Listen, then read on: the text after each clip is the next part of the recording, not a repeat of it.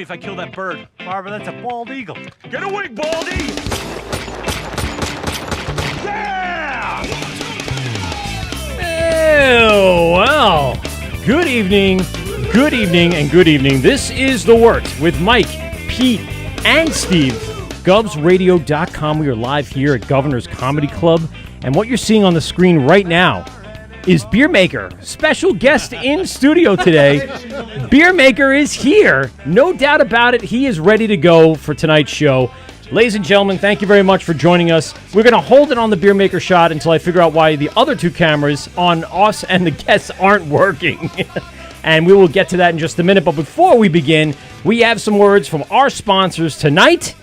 We start off with Steve over at Rosie's Draft Solutions. All right. Rosie's Draft Solutions is a Long Island family-owned business that provides professional draft beer system services, line cleanings and maintenance, draft beer line system installs, event dispensing solutions, and more. They are passionate about craft beer and making sure it has the same quality as when it left the brewery, and it is done by making sure the draft system the beer is being poured from is perfectly clean. Rosie services bars, restaurants, halls, events, and all other beverage establishments, including home kegerator installs across Long Island and Westchester. With backgrounds in professional brewing, certified Cicerone, I love that word, and off-flavor detection, they are here to bring you professional services so you can serve the best quality product while obtaining the best yields from your kegs. You can reach Rosie's at rosiesdraftsolutions@gmail.com, or you can call them at 631-219-2075 Monday through Sunday, 9 a.m. to 8 p.m. And it's Mike's bed. And if you mention the word, your little discount, and maybe a little back scratch and a little rub and tug. Hey, I like that. Hey, Rosie's, thanks a lot for hanging out with us here in 2022. Really appreciate all your time and efforts towards the show. And we're not done, folks. We have more sponsors. Pete, take it away with Beer Maker. That handsome son of a bitch on the casting couch. Hold on, there he is. He's got a headphone set on. Beer Maker, what do you say about that? Okay, yeah. Well, hey, great. I'm not offended by what he said, so we're off to a good start. Nor should you be at that point. Beer Maker, your at-home countertop all-grain brewing system, works via an app. Easy to brew all different styles. They just released another one, a little Scotch heavy.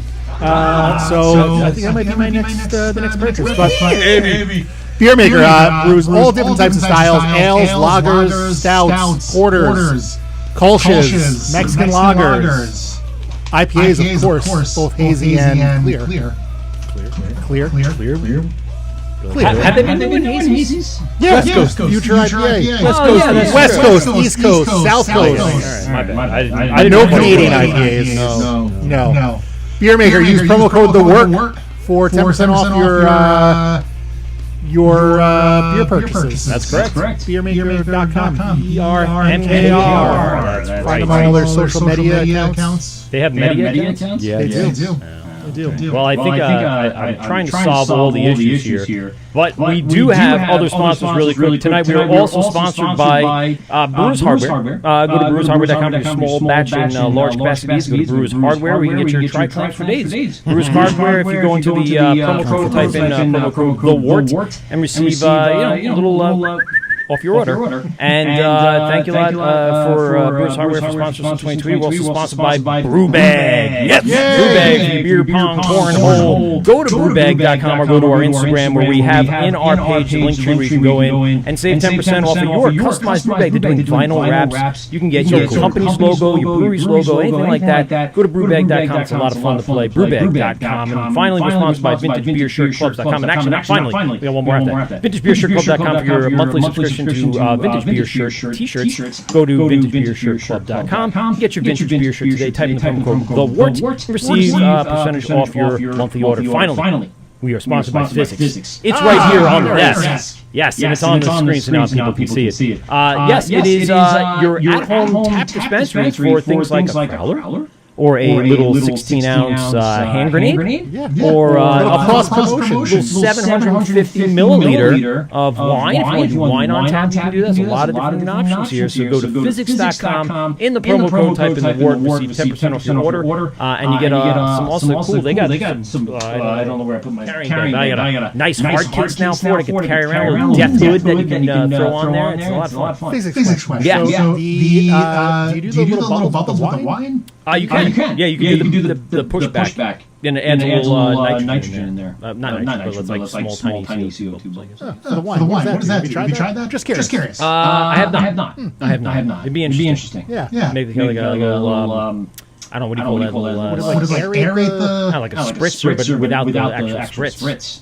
I don't know. It's a good question. Yeah. I'm in.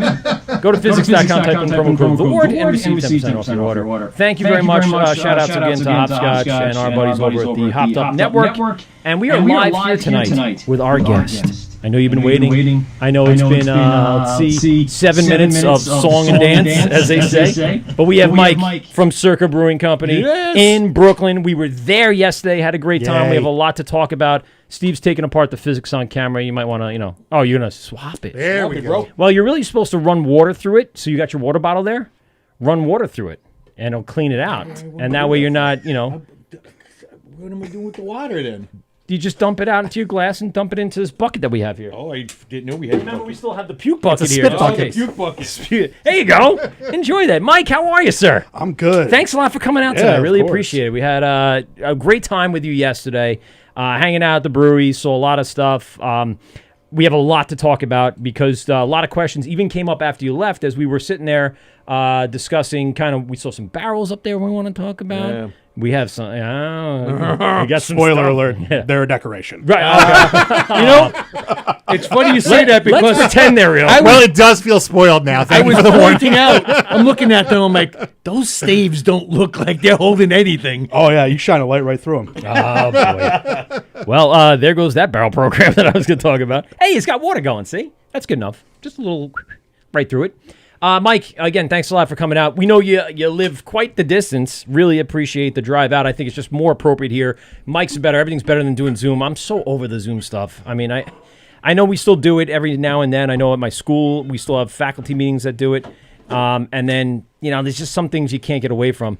But in this case, this is just so much better. It's the one-on-one conversation like we had at the brewery yesterday. It's just so much fun. Yeah, I listen to a ton of podcasts, and just listening to people laugh 3 seconds after a joke is cut or something like that, it just totally derails it. And it's going to sound way better here than like my computer with my dogs barking in the background. Well, we've had that. We had Crystal the Warbler, whose dog was going, ow, like howling as we're doing the intro. What I do to reset that, by the way, Steven, turn to pull it up, put it back down, set it nice flat first, and get that seal. Gonna need that seal on there. Try it a few times. You'll get it. It's like a trick. I know it. You know what? I've had this for over a year, and it got a lot of use. So I might have, over time now, kind of really messed with the seal a little bit. But that's the key, is to get that air sucked in there so the beer comes flying up. You can do it. Keeping my mouth shut. You can do it. You'll get it. He's just going to play with it all night. Don't suck. No. That'll help. No sucking. That'll help. There's no sucking allowed. That's what it needs Keep for trying. fun. Keep resetting it. That's what I have to do. I just have That's to. my job for today, guys. Just keep I'm resetting not going to until be talking about anything. once it I'm starts, just going to keep resetting well, the once physics. it starts flowing, man, it's good. That's what she said.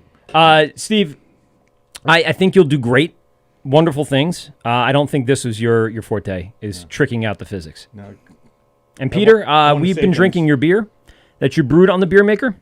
Give us your really quick before we get into Mike, your ideas about how that went. How'd the brew process go? Oh, seamless, easy as always. You know, it's like 3 steps.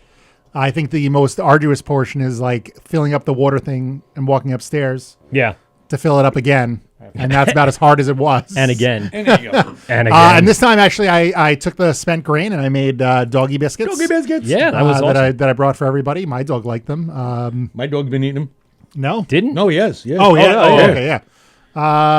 Yeah, it was good. Other than I had a fridge problem, so the rest of the grain got spoiled. But Really? yeah. Oh no. Yeah. Oh, like fucking magic. There it is. I on told you cue. every so There we often you go. just gotta be nice to it, and it'll pour. So, Mike, let's talk a little bit about it. I want you to give us a little history of where you started with all this. Right now, we were talking yesterday. We're going to kind of revisit a lot of those questions, but give us the background. Where did you come from? How did this all start? How did you get started on this journey through to where you are today? All right. So I guess I've always been in and adjacent to the hospitality industry. My dad's a chef, so I was always in kitchens, always around bars and everything like that. And then once I went to school, was always working in a bar, working in a restaurant. It was always a job. Like, it was always there. It was always a way to make money. And then I went to college for theater arts and got a degree in theater production. Yeah. Did that for a while. And I don't know how much you know about professional theater, but it's a hard partying industry. Yeah, it's tough. And so it got in school, the interest was 2008 or so. Started getting into what was nascently craft beer in upstate New York at that point. So we would have Sam Adams and Sierra Nevada, and Stone would make its way in there. But for us, the pinnacle of beer at that point, Empire? Miller Chill. Oh, not even close. No, not even close. Chill. But that was kind of that was the first gateway into being beer can taste different. It doesn't have to just taste like corny water. And if I would say that every fruited sour or fruited Kolsch stands on the brave shoulders of Miller Chill and Bud Light Lime. But then, Empire was they were a really big influence. And then as I started getting more educated in craft beer, Middle Ages Brewing up in Syracuse. Middle Ages, yeah. Super fantastic beer. I'll be in Syracuse February 4th, I believe. That's a Friday. I'll be up there. I'm going to stop at a few places. I got my eyes on some things. Any recommendations? In Syracuse, I'm not entirely sure what's still there. Or around. But if you want to venture out a little bit further, head out west a little bit more, down in the Finger Lakes. A lot of fantastic breweries down there. Yeah. Lucky Hair Brewing. Oh, I've heard of it, yep. Fantastic brewery. It's about an hour out, right, to get over there? Just Somewhere around about, there? yeah, because there's no direct route to get there. Yeah, But, it's all like Route 2. It's over the hills and through the woods. yeah, and there's a lot of little places over there. Two Goats Brewing, just a Yes. Yeah. Three goats would be too many, for sure. But you got to keep Two two. is the It's right the amount. ideal number of goats. They're both really great places, run by really great people. Wagner Valley Brewing, attached to Wagner Winery, is also pretty good. I don't think I've heard of that one. Yeah, they've been I'll just check that out. quietly making beer. Under the table, we got beer. Yeah, it's the stop that everybody goes to, and their husbands get to enjoy the wine. Yes. And if you're feeling a little squirrely, Seneca Lake Distilling. Yeah. Fantastic booze. I went to Hudson River Distilling, Hudson River Distilling, and then there was also the one that's in by Yogi Bear by what's the cider that's Angry Orchard. There's a really great distillery. It's in 3 different buildings down a hill. One's the tasting room and the shop. Then there's the restaurant, and then there's a tap room where they also have local craft beer because I believe they have a farmer's license. So more than likely they got everything there, and it's awesome. And literally, if you're camping over at Yogi Bear, Jellystone, or whatever it is, you can walk across the street and it's right over there. So it's right across the street. I forget the name of it. I want to say it's in whatever, something town. Tannerville? Tannerville, maybe? It seems about right. Maybe Tannerville. But yeah, it's just the same concept. The craft distilling in New York is underrated at this point. People are doing some amazing things, and they're just little places, tucked away. Yeah, little tiny spots. And the thing that we all kind of run into in the fermented product industry and like the alcohol industry is that our stuff isn't instantaneous. Like the distilleries, you want to put together Takes years. decent whiskey. You got 2 years before you see any profits off that batch, and like Any revenue off that batch, not profits. Yes, exactly. And then with the wineries, if they're doing it proper and they got a vineyard going, you're Even not longer. Yeah, you got years before those plants mature to the point where they're gonna, Sure.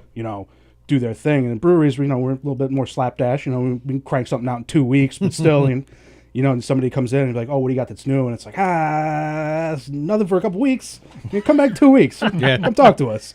But yeah, it's about the long and short of the upstate. And so, like, getting into it, I worked in theater for a long time and got to travel around the country and drink in a bunch of different places.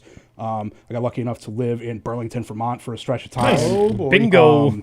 And where I was 2010, 2011, where I was living. There's a couple breweries that are from. But they're that neck of no-namers, the right? woods. There's nothing. Yeah, No one anyone's heard nothing, of. nothing. What nothing called Magic Hat? No, nothing hat. Like just on the road from Magic Hat, and then got a bunch of little tiny ones. I think it's Vermont Beer Company or Vermont Craft Brewing, like right in downtown Burlington, making just, from what I remember, really good English beers at the time. Like, Was that the same? Is it the same guy from down here? Is it Mike? Was that Mike from Port Jeff? No, Wasn't Mike he? from Port Jeff no. was He was Killington. Killington. There you go. That's That's- what I'm has thinking of. since, Not Burlington. closed. I know it was a ton. Yeah. It was a ton. But and not a- then from there, worked around. I got tired of doing what I was doing, moving to a different place every 6 to 9 months, working in a different theater, living in a different town, and got settled back upstate and found a place that was looking to hire an assistant brewer. I'd been homebrewing for a long stretch of time at that point, and found a place that was dumb enough to hire me as an assistant. They no longer exist, but that's for Any correlation? no, actually. Thank goodness. They lasted a year after I left. Oh boy. Which place was it? It was a little place called Bandwagon Brewing. It was in downtown Ithaca. Nobody jumped on that. Yeah, no. Nobody was on the bandwagon. It was there was a lot of seats on the wagon. Yeah. And got started there, and the head brewer left about 6 months into me being there, and they're like, "Yeah, you can get up there, you can do it, stupid. You got no experience, but yeah, we like the way you work." So I took that over. We built up a 10-barrel production facility on a little farm a couple miles up the road. Was there for almost 3 years doing that. Kind of just by the time I left, it felt like spinning my wheels because didn't have any other experience, didn't have anybody to teach me stuff, and That's got to be the hardest part. Like, you're sitting there, you go there for a purpose of to be part of something, have that experience to make it a jumping off point, and you're like, there's nowhere to go. Yeah, And what do I do yeah. now? Sort of plateau, I guess, after a few months, right? And there's there's only so much you can teach yourself. Yeah. You read all you want, but And that's probably before YouTubeversity launched. pretty much. Yeah, Yeah. I was getting books from the Brewers Association Yeah. through the mail, through a catalog, so it was a whole thing. And so that's when I moved down to Baltimore, where I had lived previously, and got a job with Duclaw Brewing Company. Worked there for about 2.5 years. Learned a lot. Made a lot of cool, really cool shit. Little different than the bandwagon in the tucked away Yep. hamlet of Nova, New York. Just I don't know and where it was. it was Ithaca. That's right. I know. Sub one of those hamlet. places. That's why I said hamlet. Hamlet's like a sub village, right? That's Isn't it? why Yorick. I knew. Oh, But that's got to be a huge transition from a couple of people in the brew house to now it was from just me just To- a couple. being a part of a team and Yeah. working with equipment I had never even seen before. My first day, they stuck me on a centrifuge that I was like, I don't know, it spins it around real good. What? Spinning. And so, spinning. worked there for a bunch of years, and then when the do you miss this centrifuge? yes, Yeah. I do. I bet you It do. was a fantastic piece of Yes. equipment when it was acting right. But Someone throws a rusty penny in there, and it's all over. The whole Over. centrifuge is. even too much yeast, it's over. Yeah. Oh, really? Yeah, Just dude. just all the particulate just kind of interrupts the flow. I guess. They're meant to pull all that stuff out, but if you just hit too much, it gets real angry with you and starts shooting it down the drain and tells you fucked up. And I'm not mad. I'm disappointed, Mike. yeah. And it yells real loud and like stops itself and makes a noise the whole brewery can hear, so they know you fucked up. They all know that you did it. Mike's done it again. There we go. Yeah. The head brewer who had been there for forever at that point was being transitioned away because they wanted to do like a brand refresh, because the ownership felt that like things were kind of stale, and they wanted to like regain some relevancy in the beer market, because we were based in Baltimore, or just outside of Baltimore, and we say Baltimore because it's easier. But we didn't have any draft lines in the city. We didn't have No much, contracts. No. nothing. No, we could not sell beer in Baltimore City. We would have some stuff on like liquor store shelves, but they would just sit. And we would be shipping. So the big one was Sweet Baby Jesus and chocolate peanut butter porter. That's the one that everybody knows. And we would ship that all over the place. How does that happen? Is it the marketing Shitty team? Is someone's- salesperson? Yeah. What's Well, we didn't really have a lot of salespeople because what they did was transition from a small brew pub into like several restaurant brew pub kind of situation, and then into the big production facility.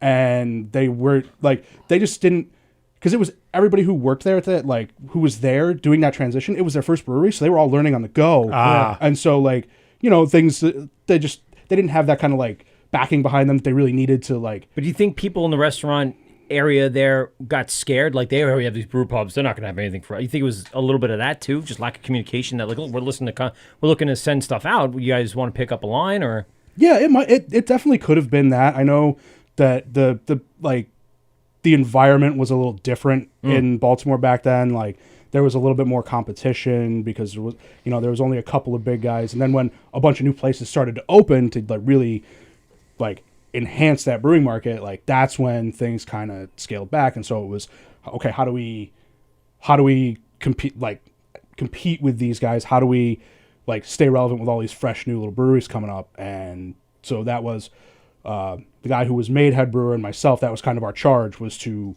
okay, we gotta make new stuff. So we're gonna make new stuff, and that's what we did. Like, it was Time to come up with something that's going to compete with the little guys. And there's a David and the Goliath moment right there for breweries. I mean, you got a big brewery. You see it's just kind of at the point of entry. It's like a stalemate. Like, nothing's going on that's killing it. And now you have a chance to jump on the market. You'll have a time before, guys like you come into a brewery and save, some of the face of that and be able to resurrect the name, the brand, and, of course, produce good beer. Yeah, and it was definitely a team effort. Like, it took a ton of people to like really get things turned around and get it going. And like, that was, for as rough of a job as it could be sometimes, that was probably one of the better companies I've worked for. Like, great crew of people, and just like the ownership was like, Dave, the owner, was super focused on like, okay, this is the goal. We got to do this. We also have to keep doing what we've been doing, but like, we got to do this stuff too. And he did kind of give us a freedom to like just create. And like, and there was that jumping off point you were looking for. That was the experience you wanted upstate and Ithaca and beyond. And that was something that you had to be like, yes. At that point, were you now allowed to create recipes? What was your focus at that point? So what we were doing was sort of revamping some old recipes, and then it was a lot of like, it was a ton of younger guys who, half of them were really into like all the hype breweries and like going down and doing the can drops and doing that whole thing. And then there was a couple of us who were much more like traditionally minded, like really looking to the older stuff. And then we had, I think we had 2 or 3 brewmasters roll through there while I was there. And the one who was there for the longest while I was there, he had been brewing for almost 40 years. He started in the Philippines brewing for San Miguel down in the Philippines. Holy so shit. he knew industrial lager and industrial production, and like had all of that information. And Mass quantities of lagers. yeah. and like quality control standards that we had never seen before, like that we just didn't know because none of us had been in that position. Or in a production facility that large that you could do that and Yeah. get it out in mess. Yeah, and like we got spoiled. Like we had all the best equipment we could toys, yeah. need. Like we had everything. Most of the time, we had everything we needed. But it was just like, okay, we're gonna make these things. We're gonna do this, and it was balls to the wall. Like it was work, and it was hard work, and we did it, and we drank a lot, and we yelled at each other a lot, and like it got real. Like there was a lot of animosity, like towards the end. But I think it was just because we were all under a ton of pressure, and like that crew kind of fell apart. But it was all our own fault. Like we fucking 25, 26, 27-year-old guys, you don't know how to like really discuss out your problems and like make a go of it. Like you're just an idiot. None of you really want to at that age. You're just like, I'll just drink my problems away. That was the answer. Yeah. And then take it out on something like a piece of wood and smash it over things. And you're like, what's wrong with you? Well, nothing. I don't have any problems. I didn't just throw that keg across the brewery. Don't worry about it. Are any of the those recipes you came up with, are any of those still available from Duclaw? Anything you Yeah, the recipes that like we all developed, because it was always a team effort. Like Sure. we could, you could take credit for like an idea or whatever, but I'm always going to give credit to everybody that I worked with, down from the people who pay the bills down to the guys who fold case trays. Like it's everybody's like, it's everybody's thing. So like, I'm not gonna sit here and take credit for, their one. It's called Purple Passion. It is I believe it is a black lava sea salt and blackberry goza. It is a Ravens themed beer. I don't even think I saw DeClaw come out with the Goza. I always remember, the stout. There was an IPA in there. There was some stuff, but those weren't sold as more like taproom type stuff, or So they were all like the distribution of that one was much more local. Same with this other one we had called Gozos. It was a cantaloupe and sea salt goza that was Orioles themed, and we sold a ton of it during baseball season. Yeah, there you go. That's always good to like throw the sports theme out there. People will gobble it up. Especially, and it's good. If it's good, forget it. Yeah, and the liquid spoke for itself. The same as always. Like that was always our goal. Like was to make sure that no matter what we did, no matter how gimmicky we got, and did we get gimmicky? The liquid always had to be good. So the liquid had to stand up to any of just like the bullshit criticism from people. Did obviously I like a good goes on a summer day, baseball season, hot summer days at the stadium. Did you get to sell to the stadium and the distributor there, or Not while I was there. no? But they have it now. Maybe. I would feel like you're DeClaw. You're fucking from Baltimore. Well, just outside Baltimore. But I mean, Just outside. but you're like Rosedale. the staple there. They should have that local Heavy C should be there. They should have a bunch of those types of breweries on the like when I go to Citi Field or Yankee Stadium, I want to see some Queens and some Brooklyn breweries on tap. Not just Brooklyn, though I like it, and not just maybe LIC, who was in there a couple of years ago, dropped off, came back. I see Goose Island. I like it. There's certain things I like about their lineup. But I mean, when you other go to Citi places Field that now, you see like Five Boroughs and Right, yeah, that's the which kind is of stuff which I is wanna good to see. see. I want to see that all those types of stadiums take in a little bit of their local flavor. So over at like in MetLife Stadium, take in some of the Jersey. Bolero Snort should be there. They're 10 minutes away, maybe less. A couple of those, let's say, Brooklyn, Northern Brooklyn, Manhattan, Bronx area too. Just get them all in there, because that, to me, when I go in there, yeah, you're still going to have a crap ton of Bud Light, a crap ton of Miller and all the other stuff, Coors Light. But you should want or have a spot there that for those craft beer drinkers, even if it's one in the whole stadium. like Blue Moon. Yeah, right. Just like, Yes. like a nice Hefeweizen. For the craft beer connoisseur. Well, yes, this Stella Artois is delicious. Let me get my knife across the top and take off the foam. Now enjoy the game, young sir. Thank you. I would imagine, though, having, the brewery there and that relationship, it just should have made sense sooner than it did. Yeah, definitely. And part of it does come down to, in Maryland especially, the franchise laws with distributors are really strict and really weird. Yep. Really? So it's a totally different ballgame. Yeah. No pun intended. There's one county where you can self-distribute, but it's Montgomery County. It's down towards the DC suburbs, and the laws are really, they're very, very different than Strange. than here. But we also have we started building a sales team, and the sales team that's there still, the core of that sales team are the people who really did a lot of that work. Yeah, And it take a lot of like just getting on the phone, traveling out, Yeah. hitting the ground. And one of our biggest, the guy who's the head of sales now, Brooke, he worked for like the best liquor store in the city, a place called the Wine Source. Shameless plug because I spent a lot of money there. Well, we have Total Wine. Do you have Total Wine down there? Yes, there are Total Wines in there. Yeah. But he used to be the beer buyer. $180 there the other day. Did you? Oh, Yes, those are rookie numbers. That was for That was like just for a your wife. couple of weekends. That wasn't even. I didn't get anything for me even. Oh, what were you It doing? was like Okay. for the Family and- yeah, for like the wife and my daughters. and Christmas and I'm like, holidays. what 180? I'm like 12 Was bottles. $85 of it seltzers? It was like no, it was 12 bottles of wine. Oh yeah. There was these those cocktails like the Bacardi Oh, yeah. cocktails, mojito things, and Oh, the gin and tonic one? Yeah, it's they- not Half Moon. What is it called? It's something. High Noon. High Noon. Thank you. Yeah. They actually those aren't bad. Bacardi does one. It's a rum punch. Yeah. and a mojito. They freaking taste really good.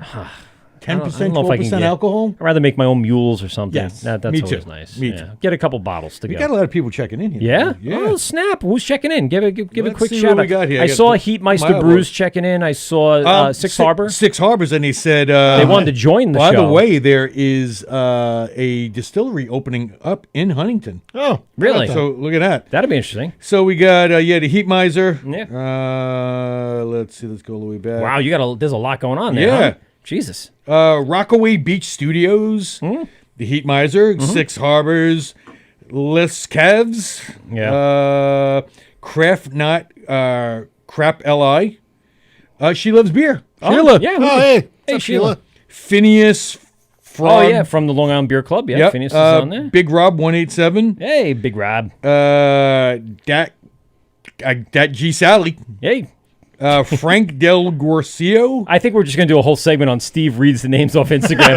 This is fantastic. Bro, this is like Pronounce these handles. the Go. nostalgist. Oh.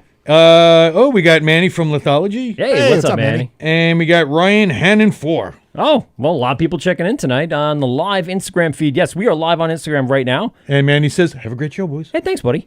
Thank you, We're also boys. live on YouTube and live on Facebook. And the phone number here, if you want to call in and join the show, 516-465-3990. It's right there at the bottom of the screen if you're watching. Wizard If not, Romney's in there, too. Steve will put it in the Instagram chat if anyone wants to join in. Go ahead, type it in, 516-465-3990. I say it 18 times a night. You got to I know know, by and now. I don't get any of it.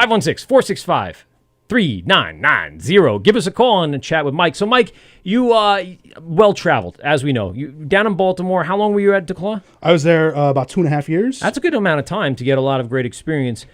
What, right now, before we get into kind of where you went from there, what were the big takeaways coming from a big, manufacturer? Production brewing kind of sucks. In the fact that it gets very, very repetitive. Yep. Yeah. So if you're not into it's actually fantastic for being hungover, because you just go into autopilot for your 400,000th batch of porter, and then having access to people who know what they're doing, and then having access to barrels. Actually, taking it back to that little gem. Talked about before the show? Yeah. We really started working on a barrel program there because they had a ton of barrels. They had stuff in barrels, but it was just sitting there. And then it was in my first year there, barrel aged sour called The Devil Made Me Do It won the Governor's Cup. Ah, there you go.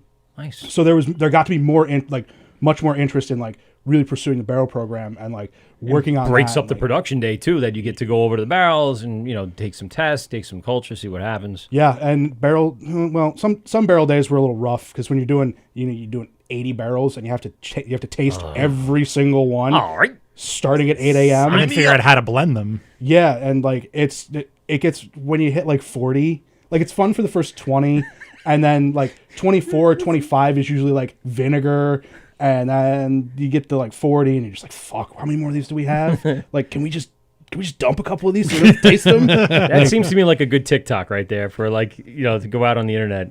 Like 20 barrels in, and the guy just said 40 barrels, and he's like, 80 barrels. You're just done. That day is over. Palate shot, nothing left. Oh yeah, you can't taste it. By the end of the day, like you could drink coffee and it tastes like water. Like, You go to have bacon, you shed a tear. I can't taste the bacon. Fuck Why? I mean, that alone brings you to kind of where you are, right? So you left the Claw. yeah, and then I spent almost a year at DC Brow down in Washington D.C. I've been there. Yeah, fantastic company, Cool place, great too. people. Yeah, Isn't that right outside National Stadium? On that walkway, or there was one there? No, that's that's Blue Jacket. That's But it wasn't Blue Jacket then. I definitely went to Okay. DC. I got to remember. Maybe I didn't go to it there. Maybe they had like a satellite bar set up. It wasn't the actual brewing. potentially brew house. Because like DC Brow is just over. It's just over the line. It's in Bladensburg. Okay. So it's outside of downtown, and in this little warehouse under a post office and next to a fried chicken joint. Like, Sounds ideal. Yeah. Built-in customer base Yeah. and fried chicken. Yep. and you can mail your packages when necessary. Yeah. Mail was never late getting there. So if anybody ordered anything, you just order it to the brewery. It's there in like 2 days. But that was a great little place to work for as well. I took over their barrel aging program for the time that I was there. Did a lot of blending and like taking old barrels that have been sitting around and like finding something to do with them. Got to participate in the Jameson Caskmates program, which was really cool. Oh, cool. So what did that entail? Did you have to like sign up for it? It was a lottery. How did that work? They had done it before, and they just kept reaching out to us. Oh. It was through some previous relationship. With one of the With- owners, or I think through a distributor of some okay. something like that. Yeah. And like working with that was pretty cool. Like their barrels they sent us were always dog shit, but yeah. they just if I want a third use Jack Daniel's barrel. But it was really cool, and like we got to taste. They sent us cases of stuff, and like Nice. Yeah. and that was another kind of production brewery job. That's where I learned how to make lager, like really, really learned how to make lager, because that's one of their best beers. It's one of their best sellers. And we just made it all the time. Yeah. And it's just like, okay, here's how you really do it. Like I knew how to make lager the quick and dirty way, like the big industrial way, but then like really learning the craft of like making a lager and doing all the testing and sensory on it throughout fermentation to really dial in like exactly the thing you want. And no batch of their Pilsner leaves that building without everyone on the brew staff signing off on it. Like we would always try everything, and everybody would try everything. And it was that place was all about consistency. It's like the jury in a murder trial. Like, yes. They're Pete's trying to convince that last old biddy that the tax evasion of the guy that we were talking about from Staten Island. Or was it Staten Island? No, it was in Staten Brooklyn. Island Ferry. It was a Staten Island Ferry, right? He fell and slipped. He was a worker. Yeah, that's right. Slip, trip, and fall. Slip, trip, and fall. And yeah, I mean, if one guy holds out, does it really just stop right there? Yeah, it stops until it's like, and it's not, nobody's like petty about it or anything. but it's like, No. They're being honest. Yeah, it's one of those things like, okay, this needs to sit for another couple of days, or like this needs to just go through a little bit more of a rest or a little bit more process, like, and we'll revisit it. Nobody was ever just like, no. Dump it. Yeah, no, we never did that. This is shit. What? Mike comes running out. What did I hear? That's not happening. Figure this shit out in the background. I mean, that's got to be a good part of that process, right? You got to be happy that once it gets through all those checkpoints of everyone that knows beer that works there, you're very happy to see it leave the door. You'll know, quality control. It's gone through it all. It's Exactly. Cross the T's and dot the I's. And the owner, one of the owners, Jeff, he's a real science nerd, so he has all like the hardcore lab equipment. Oh, yeah. All they're doing all the tests on it. And so many Bunsen burners. Yeah. Beakers and beakers and Lots of test tubes. And it was really so we would know that everything that went out, if it came back as a problem, wasn't our problem. Right. It's really so we don't have to give any refunds. Were you packaging? Were you just sending out through kegs? We were doing so kegs and cans. Okay. And then some like large format. Actually, we moved into all cans. We put a Russian Imperial Stout in a can and just like turned a few heads with that one. People were just like, what? 12%? 14? Ooh. 12-ounce can, 16-ounce can? 16 ounce cans. What year was this? No, seriously. You got a DeLorean? You want to go back? started in 18, then 19 again. They've been putting them out ever since. Okay. Only because now it's people don't even think twice about it. You see Russian Imperial, you see also, but yeah, around 17, 18, if you were doing that, people were like, why is this not in a large format bottle? What are you doing here? Yeah. What's going on? Why is this not going to gush all over my counter because I didn't store it correctly? Exactly. I like a good gusher.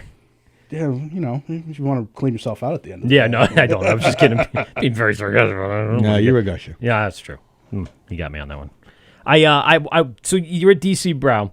You got this experience again. Duke Law, big place. DC Brow, smaller place. Similar sizes, actually. Really? Yeah. It was producing as much? Yeah, they were just about equal those couple of years. Get out of here! Wow. Brow really only sells like 60% of their business while I was there was straight in like DC Metro area. Okay. Like DC Metro and surrounding suburbs, and so like. Okay.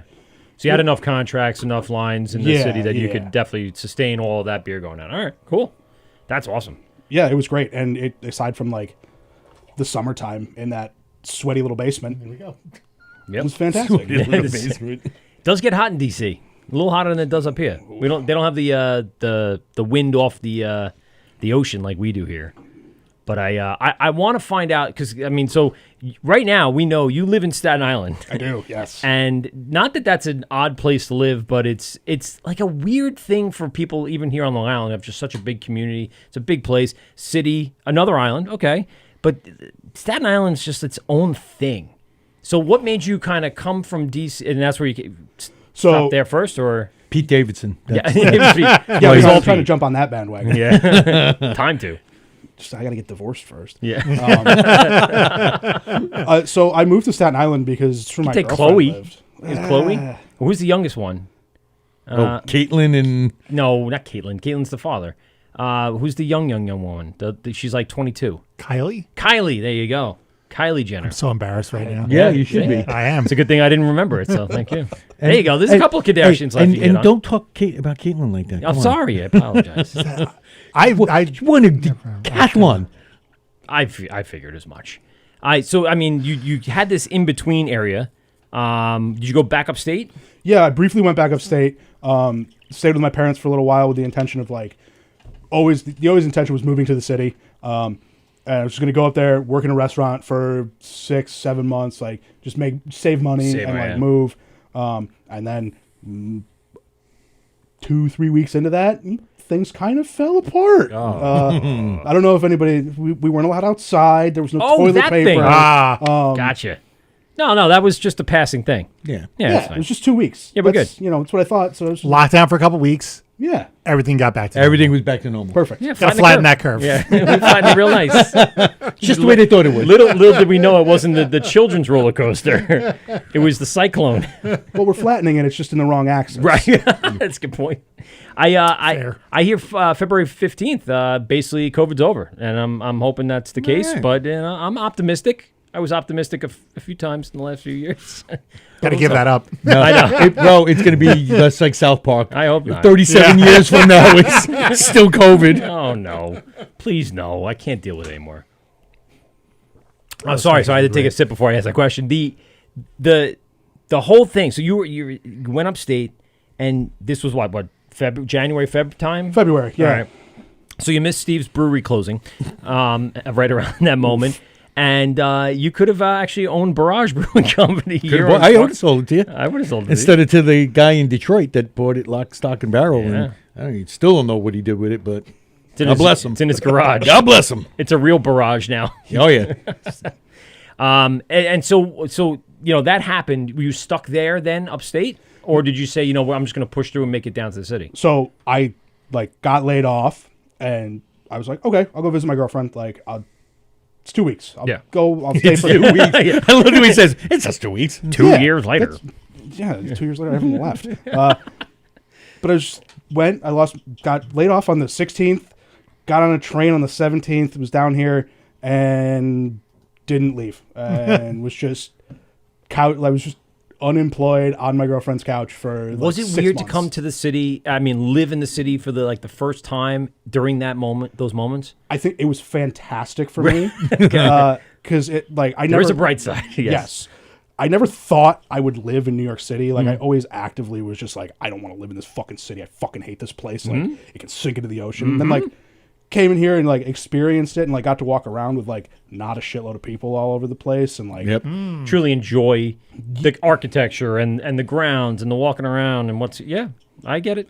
and like that's kind of was like, okay, I guess I can tolerate this. And like after So you agree the people in New York City are the problem? 100%. Yes. Yes. Yeah. I include myself in that as well. I think we No all- self-deprecation around here. It's the one thing we leave off the table.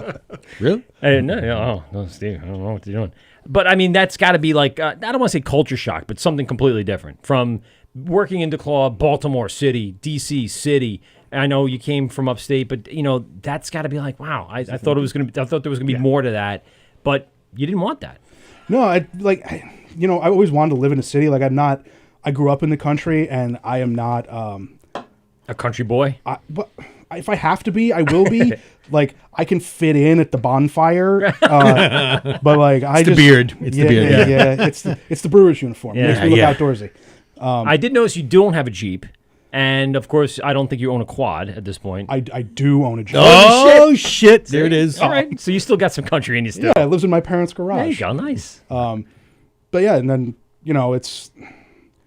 I'd rather live in a city. I'd rather be able to like get Indian food at 4 a.m. or like It's true. having the access. Like when you grow up without access to like anything because you live in the middle of nowhere, have it like if you really wanted like always want to try. Like I'm always trying new stuff and I'm always looking for new things to do and new experiences and stuff like that to keep life from being a just crushing slog. So like a city presents that, and I think living in a couple of B tier cities, like you work your way up, and that's what made New York City a little bit more like I wouldn't say inviting, but much more tolerable. That makes sense. Yeah, I mean it's just like the dream of kind of making it in the big city. Yeah, yes. It's always there. You have that. As much as the people make it shit, the aura of New York City still allows it to be like this thing that you just can't escape. You're never going to move again, are you? You're pretty much here now. You would never. Hopefully, I don't want to pack. Well, there's nothing off the table yet. I don't want to pack up my shit again. I just got settled in. It's been 2 years. How is Staten Island? I mean, give me because I visited a few times. I've driven through it a million times. What's the vibe on there? It's like separate from everything else, right? It's not New York City, so you can't. A lot of think mob it. bosses, right? No, there's not a lot. Well, there was that one that got shot like a year or two ago. Well, In his that own fucking guy- driveway. Yeah. It's different. Yeah. It's how do I put this gently? It's a very, Don't put it gently. Yeah, well, we're not from there, so I'm not it's going to a, offend. yeah. I just don't want to piss off my neighbors. Yeah, he doesn't want to drive home and go, fuck. Shit. I'm going to tell them to listen to the show, and yet they're going to be pissed off I shitted on Staten Island. I thought it was always nice. I mean, the mall is huge and awesome. I've been in the town where Flagship and Killsborough is, and pretty cool walking through back and forth. There's some really nice areas. Richmond area is nice. There's a couple of good places on the North Shore there that overlook the harbor and everything. There's some beautiful places there. Yeah, And the it's- dump. And then there's the dump. There's a right. zoo? The dump. But The that's- zoo is very yes. Oh, the Staten Island Zoo is there. That's right. But it's a very isolated community. People don't really take well to outsiders, really, unless you like Like in a Children of the Corn way, or almost. Right There's there. a lot more like aqua velva and hair gel. But most of my neighbors are Hairnet. nice. Aqua Velva. Man, he pulled that one out. I'm older than I look. But a lot of times, as long as I don't talk about anything of any importance at the bar, everything's fine. Yeah, good idea. Smart move. Yeah, we don't go out a ton on the island. Yeah. Usually, if we go out, we go into the city or one of several little holes that we've found where like-minded individuals exist, and we don't have to hear about Q or anything like that. it is. That's one of the things about Staten Island that everyone pictures New York City as being very politically left. I guess is maybe a generic way of saying it, but Staten Island skews very much to the right. Yeah. And I think in the boroughs, I think that's the only representation that's Republican, right? It's the only red borough. Yeah. voted leaned real heavily for Curtis in the last mayoral election. Oh, yeah. Yeah. Which, I don't know, I think it would be kind of cool to see a septuagenarian karate fighting teenagers outside of a Nike store. The last congressman, I think, almost won after like coming out of jail. Yeah. I remember that. Yeah. Yeah. Yes. I forget what the charge was, but like my favorite part about that is where he Hit got somebody caught. with a car? Was it vehicular? He got homicide? caught on camera. This wasn't what he went to jail for, but he Right. got caught on camera with like Verizon's version of News 12 of like threatening to throw the reporter over the fucking balcony. Yes. Wait. That tracks And that to Staten guy Island. almost Yes.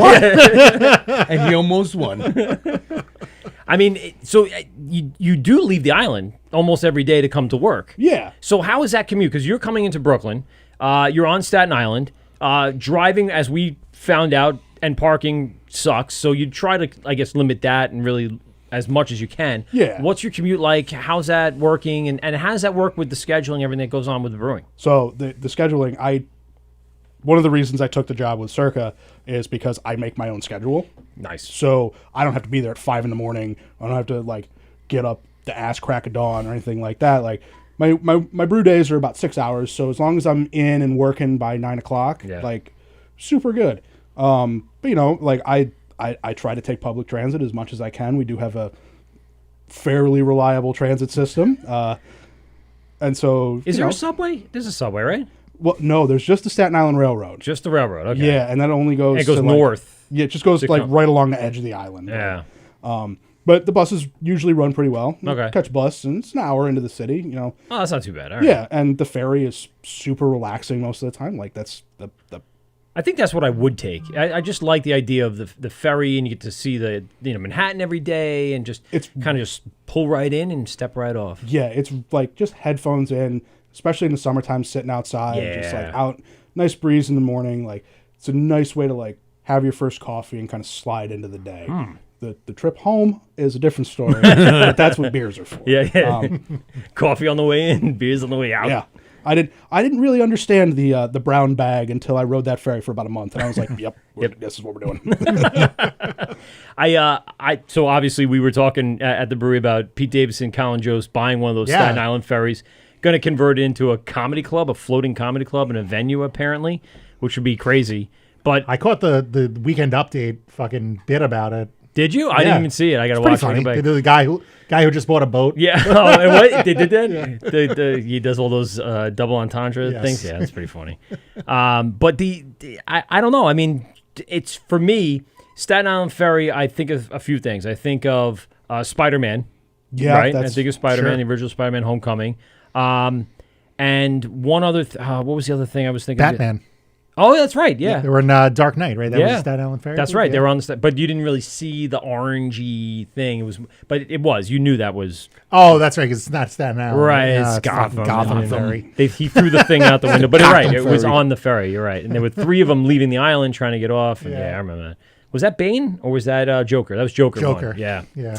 Yeah. Well, I mean, that's things like that come to mind, but it really is a pleasant ride. I've taken it. It's really nice. And it goes either to Long Island, Brooklyn area, right? Or So lets it off goes. in- It drops off right in southern in south in like Battery Park. Yeah. Right? Yeah. Or yeah, then you got Manhattan too, right? Or was it just Manhattan? Yeah. Just Manhattan. Just Yeah, Manhattan. yeah. Just Manhattan. So You then gotta you get have one to of the- take. You gotta get one of the little weird white ones that cost money if you want to go anywhere else. Oh, yeah. You have to take. I think it's like on like the AC line. It's like the last stop. And, Yeah, Yeah, and then It's you got get the off. AC and the one. Does one and go the end of the into yard. Rockaway too? One of those small no, ones? I think it's just that one. No, it's not a- the big one. The small, like the white ones. Oh, like I don't the know. individual I don't ones. Yes. Yeah, I think there's one that goes to Yeah. Rockaways too, right? Because Because I think we talked about it at that show we were at the Rockaways, saying there's a lot of Oh, maybe. like Manhattan and Brooklyn and Queens and Staten Island, they all come in, and that way the Rockaways is like the summer getaway for a lot of people in the boroughs. I don't know. I remember that coming up at one point. But I mean, it's a small subway train ride around. 2 stops and Oh, so at it's work. nothing. at All the right, front good. door. It's Yeah. fantastic. So give us a little breakdown about the brewery. I mean, you joined when? I started in August of 20. So mid-COVID, we'll say at this point, if we want to. Well, actually, early COVID, Yeah. 2022, but really kind of in the middle of everything. And you stepped into what? Like, what was the situation going on there? And So- what was the first thing that you had to take care of? What was that first task? The first thing I had to take care of was figuring out what to do with all the beer we had in stock that like what we were going to do with it because it had been sitting there a lot of it had been sitting there unused, untouched for however many months. And so it was like, okay, what's still good? Like what can we salvage? What can we sell? What am I comfortable putting my name on? Like, and then it was figuring out how to run the brew house. And was there enough there though that you could sustain getting that out the door and then getting your stuff going? Yeah, initially like brewing was a little slow, like to get started. Yeah. Because we were sitting on so much stock, but once we got it out of there, it was just like immediately just go. Like, and you were familiar with the system there, right? It wasn't like it was a foreign kind of animal. I mean, familiar with the system in as much as it is a semi-automated brew system. Okay. It's got buttons and a screen. Right. So it's there. but But it- you knew how to use it. I mean, it wasn't yeah, like you had to like really research up on it or anything No, like it that. wasn't completely alien. Right, There yeah. was just some like eccentricities that I had to figure out, and Subtleties. yeah, Little like things any brew system. So run it down. What's the brew system like there? So it's a 7-barrel ABE system, 2-vessel system with a combined mash lauter tun and a boil whirlpool. Yeah. Couple motors, couple automated valves, couple this, couple that. Right. It's a brew house. Yeah, it's a fucking brew house. It's going to brew beer. It's going to be a haircut. They're going to fucking cut your hair. Does what it says on the tin. It does. But I mean, any additions since you've been there that you've made? I've fixed several faulty valves. Put in place standard operating procedures, quality control testing. Yeah. Standardization of grains and what we use, building relationships with suppliers. And those are big parts of the process. You can't go without Okay. that for sure. So how are you getting rid of your grain? It goes out in our dumpsters. Really? Yeah. Yep. City just takes it. Fuck those cows. So we don't Yeah, have they don't we don't have have municipal trash because we're a restaurant. So we have to like Oh, it's private. Carting. yeah. Yeah. So we use The guys with From Staten Island, from you know, Staten hey. Island, Yeah. little. Goes right back to your backyard. a little bit of a plug for the people at Cogent Waste Solutions. Hey, there you go. Do a better job. Maybe we can get Rosie's Draft Solutions to up their game over there and get their what do you call it? The business model up and running a little better. Apparently, that's not up to par. Oh, I almost knocked that water bottle over. That would have been a mess. We're trying to figure out the physics system. It's not sucking in air again. I don't know. Like I said, the cork part up here, the rubber stopper, sometimes gets a little dislodged. You got to kind of reach your hand up a cow's ass Yeah, here. it and doesn't look good at all. you got to go elbow deep And now, into it sometimes. meanwhile, I'm going to drink out of this thing. Okay, great. I didn't even touch the spigot. I was all the way up in the top. Great. I wash my hands, especially after I poo. This was a number of things that had to fall into place. What were they doing there prior to you coming in that kind of triggered them finding someone new, or was it just like From what I've been told, I've not really delved deeply into it, but there was just a less than amicable split between the previous brewer and management over there was COVID, something going on Yeah. there that they just had to alleviate? COVID associated duties that Ah. were felt to be above or below or whatever, just things that happen. Like, it was a frustrating time for everybody. What are you going to do? Yeah. But that's what brought me in, and they were looking for somebody with experience and half of a vision to kind of build the brand, and So the majority of the beer that like we had tasted, that's your recipes? yes, there's only one recipe that I kept. It's one of our legacy recipes, the Rotator IPA. Yeah, I have it right here. We're gonna try that next. Yeah, that's I've tweaked it a little bit, just to make it a little more efficient, make it a little more bring it into the modern just a little. I didn't want to change it too much because we have regulars that really enjoy it, so I wasn't Sure. gonna like. Now, did they hand that down to you? They said, "Well, here's the rotator recipe," because the other guy Yeah. left, and Yep. I would figure someone would take it, but there's Well, always and- backups. Yeah, the Rotator recipe was actually was one of their Bueno. first beers that they made back in 2017. Yeah. Which several brewers ago at this point. Like, Really? Okay, so it's gone through a bunch of Yeah. maybe iterations in this point, Yeah, but yeah. everyone's had their little hand in it, little tweak here and there. yeah, everybody right? puts their own little thing on Yeah, it. that's cool. And so everything else that's there is my recipe. It's been, a push to get everything where it needs to be. still going through a couple of different little tweaks here and there, but On the rotator or just in general? in general, Yeah. because if you can always make it, I don't necessarily believe that a beer is ever going to be perfect, Right. just because it is a living product, and we can only do our best to control the process, and I do everything in my power to control those little sons of bitches to make them do what I want. But they're still human. It's still a living organism. Yeah, There's going to be variables. So, like, as long as you're always at least 0.1% better than the last batch, as you're always improving, whether you improved your brew house efficiency a little bit, or you improved, like, your brew day a little bit, or something was just a little bit more efficient, or something just, you have a new aroma that really pops in an old beer that you're really into, like, as long as you're always keeping it fresh, more or less, then that keeps, like, for me at least, it keeps me engaged in the brewing process, because I'm always looking for, like, oh, what's different, what's new, like, and that's what keeps it, like, from being boring. Yeah. Well, like you said, back when you were in the bigger facilities where it was just the same thing every single day, day in, day out, week after week after week, you lose the passion for that beer. Yeah. If I don't ever brew another barrel of porter again, it will be absolutely fine with me. And by the way, this Impala, the color on this thing is, I mean, Boom. it's gorgeous. Thank It's you. gorgeous. Dark Marzen in color, but tastes obviously nothing like that. Red IPA. Don't get A little fooled. bit, little bit of crystal malt, a little bit of roasted barley. I want to get into those as we drink them along, but I want to just finish up the narrative. So you've been there since 2020. What has been some of the big things that have changed? And obviously we talked about you have a restaurant attached. Yeah, you guys that have was- full service food. And you just got a new chef about 2 weeks ago, right? Yeah. So our new chef is really taking us in a really fun direction.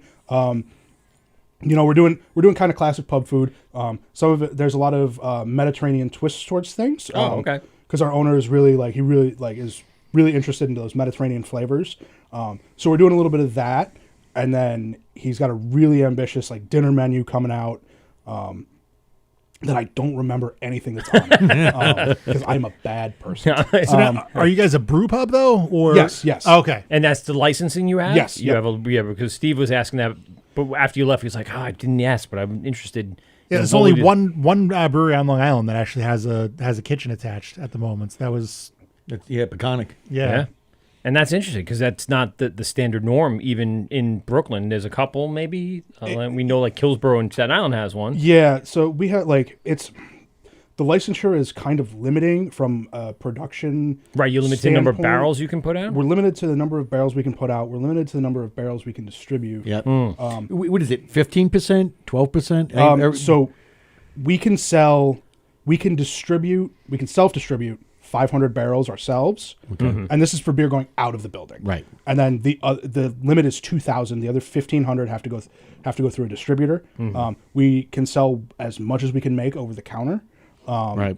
So beer in house, canning to go, stuff like that. So if you Yes. want to sell to a Home D, you're limited to 500 barrels. Yeah, which Okay. if we're selling 500 barrels To out Home the, D, yeah. out the door, That's good. we got problems in the brew house. 'Cause our capacity is about 1,100 barrels a year. Okay. This past, even in 2021, go back, in 2020, we did about 320 barrels of production. And then that's it? in 2022 or 2021, we did 585 barrels. Okay. And so I'm hoping. And that's balls to the wall every day. Well, it's actually a fairly relaxed schedule. Oh, okay. Yeah. Because we had But it was enough for the brew house. It was enough for what Yeah, you guys had going yeah. on there, yeah. I mean, that's what we were right around there. Oh, Three- really? 300 to Okay. 400 barrels a year. I'm just maybe underestimating what that we is. were only but yeah. brewing a couple days a week. Yeah. So All right. Yeah, and I'm really pushing. We're working on getting distribution set up this year. Right. And I'm Yeah, hoping we I hit, had like, mentioned it to you. I 750 this year. said, so are you thinking about that? Because, like I said, we try to find out breweries that are not the biggest names on the block because we want to hear those stories. But it's an interesting thing. Like everyone's trying to get cans into stores. I'm not sure if that's the right thing, but at least get the brand recognition out there to attract them into you, to get them at the place, have a meal like we did, have some beers, and basically sell right out of the place. Exactly. That's like, I think, now it's not, I don't have a stake in the business other than like, I'm there to make the beer and all that beer's got my name on it. Like, so I do have some skin in the game. So I'm not necessarily speaking for my boss or anything like that, but I think the best thing for us to do, just because the taproom model makes, we have such a better margin on our product. Oh, of course, yeah. And we have better control on the quality. Yep. And so we'll put out, something's not sitting on the shelf for 3 months. yeah, and I know it's being stored refrigerated, Right. or at least not hot. There's nothing better when you go into a distributorship and your product is sitting under the heater and it's just blowing on it all day long. There's nothing better than that feeling. Make sure it's the Kentucky bourbon, the barrel. Or a nice fruited sour. Yeah, you just see that top distend just a little bit. That's a mark of quality. Yeah, when you squeeze it, it's like a rock. It's that's nice. Perfect. That's the way I want it, and it explodes on you when you get home. Russian Imperial Stout all over your eyelids. Just blueberry sour all over the trunk of your car. There you go. 420. 450. What? 450 North. That's what I meant. 420. Find somewhere else, Mike. I know. I'm thinking of a totally different brewery that doesn't exist. This guy, yet. well, he's thinking 420. He's looking down there. No, I'm not. He's looking down the We pipe. know. And what? We know. The fact that the brewery itself has the food, has the beer, has everything to it, should itself make its name and network and go out, right?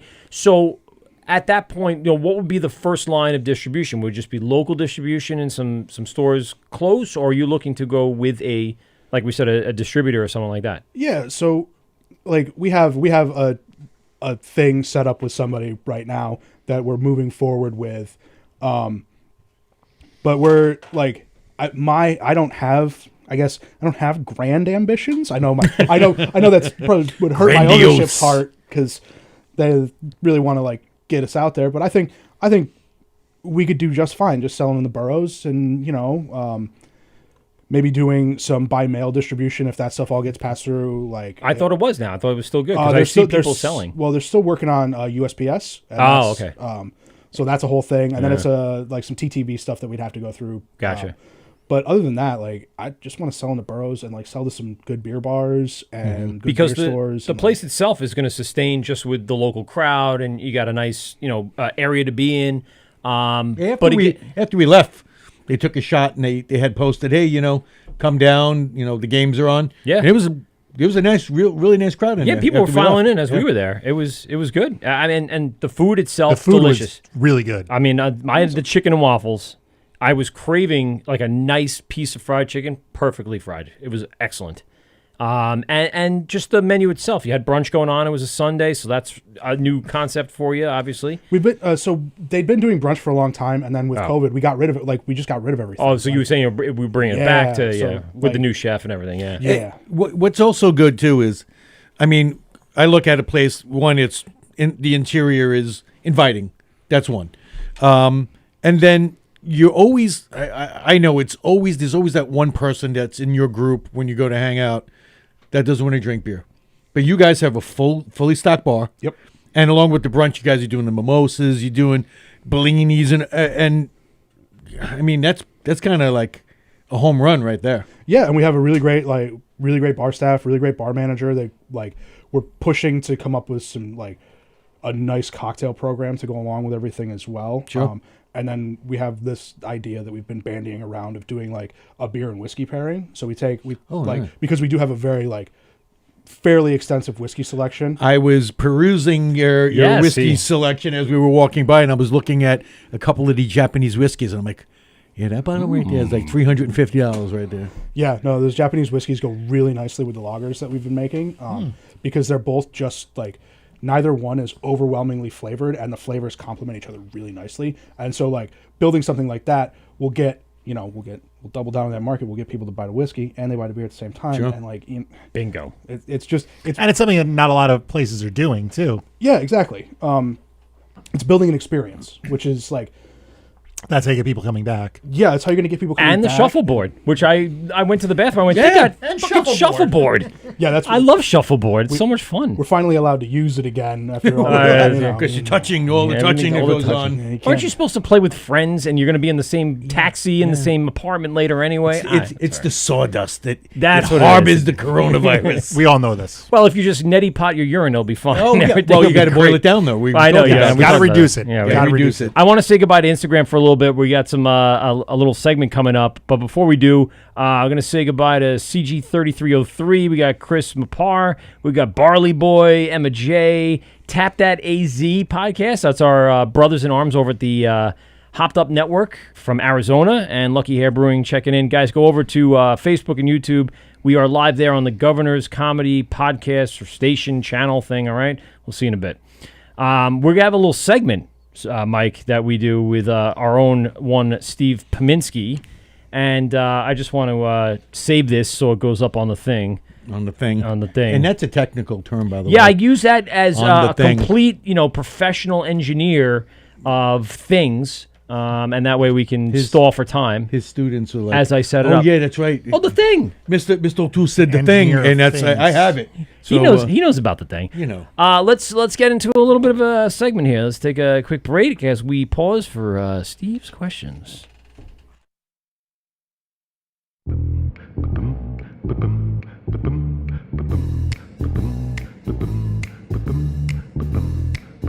Hey, you cool Hellcats. Tonight, we bring you a very special presentation. 3 questions with our very own Steve Pominski. Yeah. Steve's questions. 3 questions from Steve. 3 questions.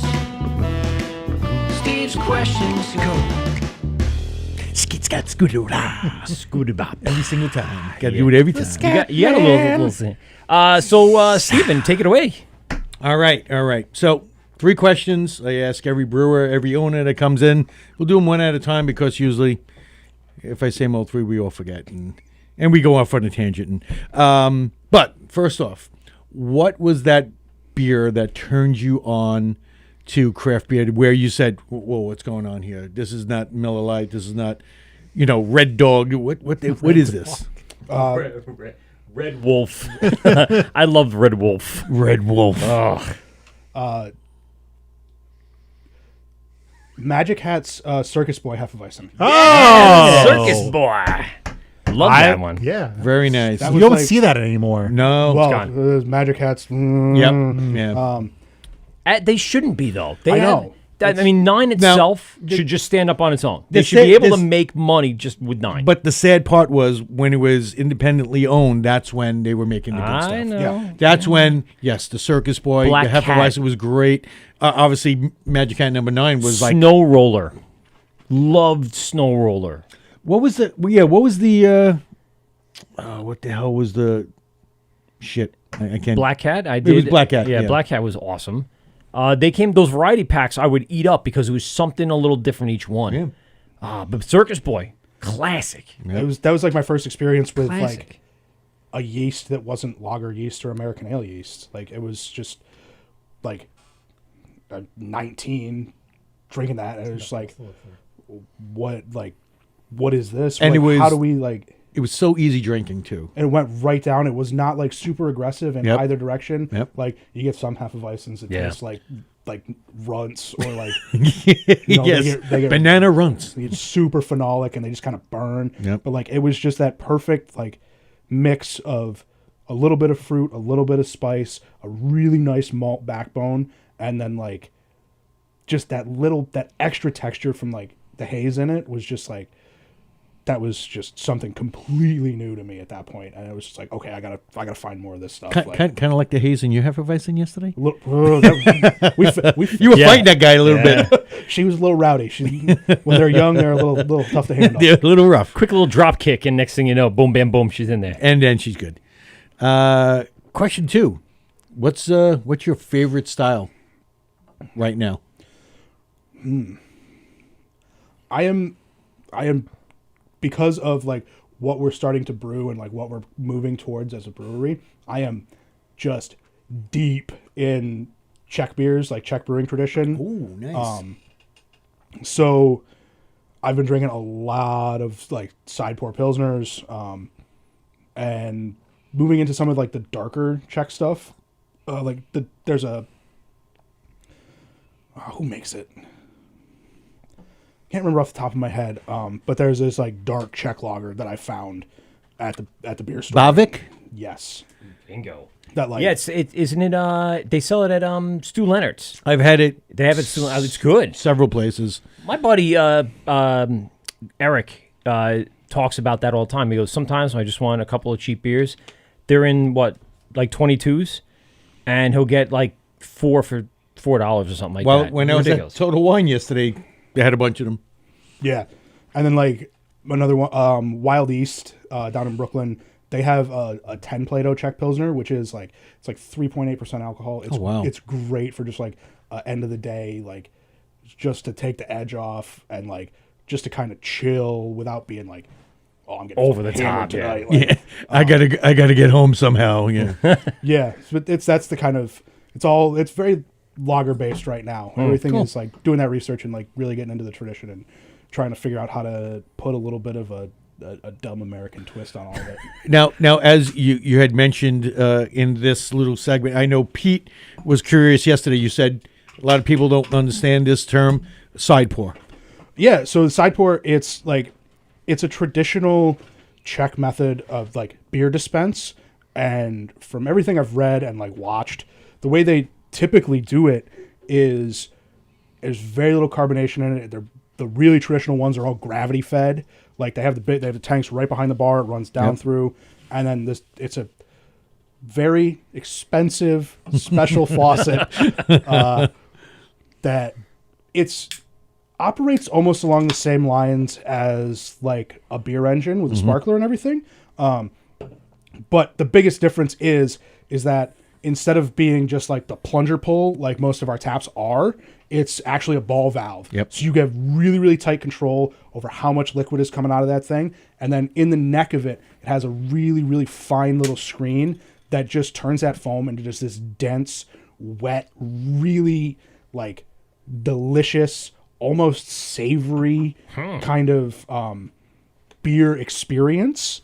And I find it super interesting. And I know like all the cool kids on Instagram are doing all the side pours and everything like that. And we're doing milk tubes, which is just a 10-ounce glass of wet foam, and you take it like a shot, and it's really like it brings out just such a different flavor experience in our Pilsner, that it gives it these like nutty and vanilla, and some little sweet malt notes that are just really fun as like an after dinner beverage, or just like something in the middle of the day to like just be a little refreshing. See, that's something I would want to fuck with people with.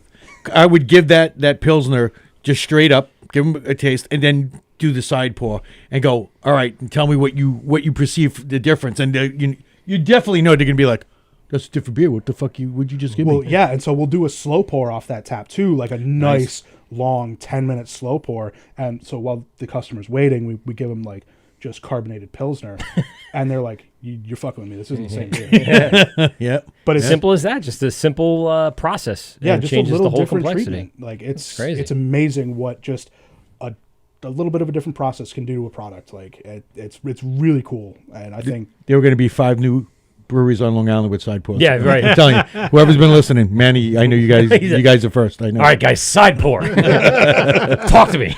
What do Talk we to got? me, baby. you pour a lot of bad ones before you start figuring out how to get a good one. Sure. Yeah. And like it goes totally against everything in me as like a brewer, but you just dunk that fucking neck right into the bottom of that beer and it just pour it right through. And like if you don't, it's completely wrong. But it's fantastic. Totally different flavor profile. Crazy. Nice. And our third question, you go to a restaurant, go into a bar. What's that one beer you're looking for, other than the ones that you brew? Could be anything. What's that one beer you want to find you're getting it? I mean, that's a hard question. Yes, it is. Because it just depends on where I'm like. It depends on where I'm going. Like if I'm out at like a Chili's or a Buffalo Wild Wings or something like that, my expectations are so goddamn low. Sir, would you like this Cantillon? Indeed. It's Do you have Sierra Nevada on a clean line, perhaps? and Rosie's Draft Solution will take care of that. Servicing bars, restaurants. Even Chili's and Dubs. Well, I hope they do service Miller's Ale House as well. Got the same kind of tap lineup, right? Yep. But that's the thing. Like, if I go to those, you're right, expectations are low before you say what you're going to get. But there is always something there that I'm like, oh, okay, I can do that. So what would be that one thing that would really kind of like, all right, I guess I could do that.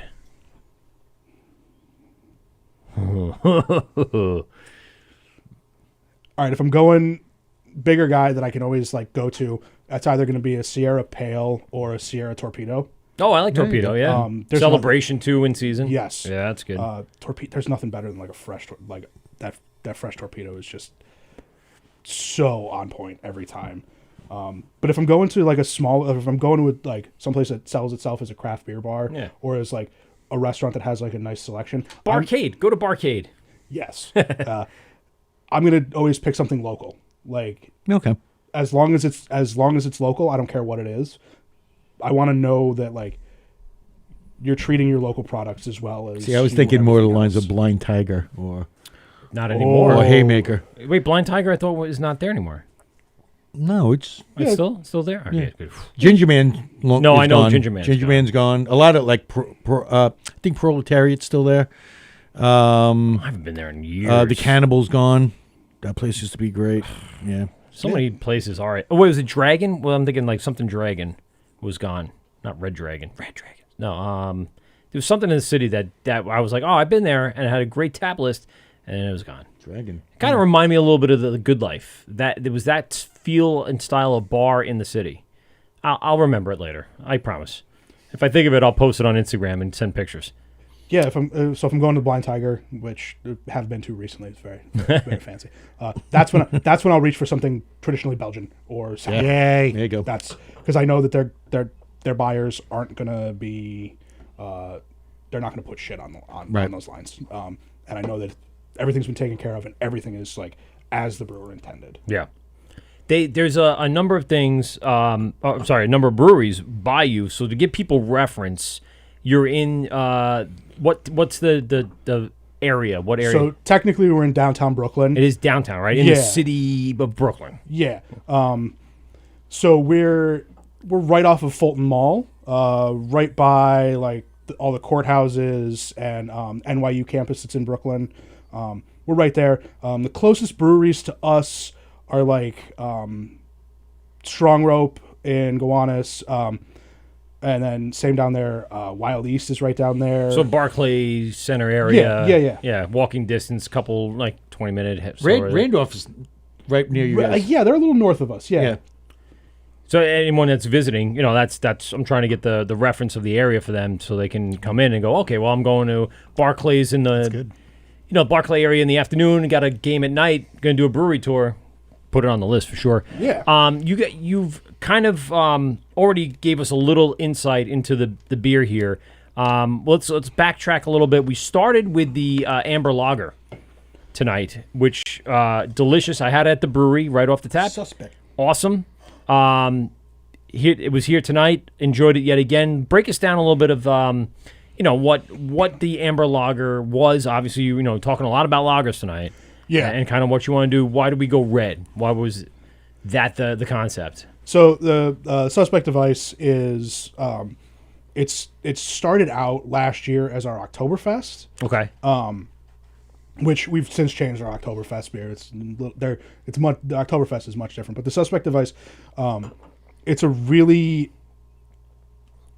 looking for new flavors in a lager that people might not be familiar with, because we don't get the biggest amber lager everybody knows is Yingling, and Yingling just tastes like Yingling, and I think there's a new avenue to explore with that. So really like using really nice specialty malts, and not like I am very partial to proximity malting. I think they put out we saw them all saw over the bags. bags. They were everywhere. Bags as doorstops. yes. They put out a really consistent product. It's Where are they from? so they started in Delaware. Okay. And I now have a place. They have a place in Delaware, Colorado, and I want to say Michigan. Okay. So they've I been could be wrong on the expanding Michigan since they started. Yeah. But everything, it's all like, it's American grown. It has, it's got a little bit less of a carbon footprint because it's not shipping across the ocean and in a tanker or like on a line or anything like that. It's like, it gets to me when the shipping works in 2 days. And it's a really consistent and flavorful product. Yeah. And they work really well with their customers. Like, they always want our feedback and like, what can we do to improve? What do you like about this? What do you not like about this? Like, and they're continuing to just innovate with what they're doing. So that's like why I really like working with them. And it's only been a couple of years that they've been doing like specialty roasts and stuff like that. And I think they will stand up against, for my money, any of the old European guys. And I was just going to ask, how is the cost per pound compared to like someone like Breeze or anything like that, or and how is the sustainability? Is it readily available for you? Yes, they're always like, they've had some supply chain issues on a few different things, which like totally understandable with the conditions right now and like all the like fires and everything that have been going on. Like, so sourcing can be that's tough. I just saw it. It's Big Sur right now. It's burning right around the Big Sur area in California. That's gotta When suck. isn't California on fire? That's a good point. I love California, but man, that's got to be a tough place to just kind of There's no more fire season. sidestep fires all The day. fucking state's on fire. just what percentage. Yeah. 0.02 today. Okay, good. But yeah, everything is really available. The things they've been having trouble getting are the things they get from other people, like rice hulls and flaked oats and stuff like that. Because those are really, hard to get. Yeah, I could just run down to the bodega and get some Quaker, but I'm going to have to buy out the whole store. But yeah, no, their products are great, and I think I really like how they treat their specialty malts, especially. So the Suspect is base. It's made with Munich 10 and Vienna malts are the base. There is a little bit of Crystal 15 in there, a little bit of Crystal 60, a bunch of Carafoam, because you got to have that nice fluffy head. And then I want to say there's a little bit of dark malt in there, but I could be lying about that. Just to give it that little just deepen the color a little bit more. Just to give it those little highlights. And a little bit, and just a touch of like chocolate on the very back end when it warms up a little bit. And that's like, it's... Here's a question for you, because I've always had this, and I don't think I've ever asked this. Difference between crystal malts. Obviously, it's all crystal malt. What is the big major difference, I guess, chemically or taste-wise for anyone that's questioning, all right, Crystal 15 as opposed to a 30 or a 60? I mean, is it something that people can really tell if you change it out, swap it out? Yeah. If you're like, I do take pride in like knowing my ingredients because I'm not a smart man. So if I know like what my things taste like, I can kind of put them together because I'm not a math guy. So the way that crystal malts are made, it's just like accentuating a Maillard reaction, which is just caramelizing. And there's like what they do to make the crystals are they're stewed at I think like 150, 155 degrees.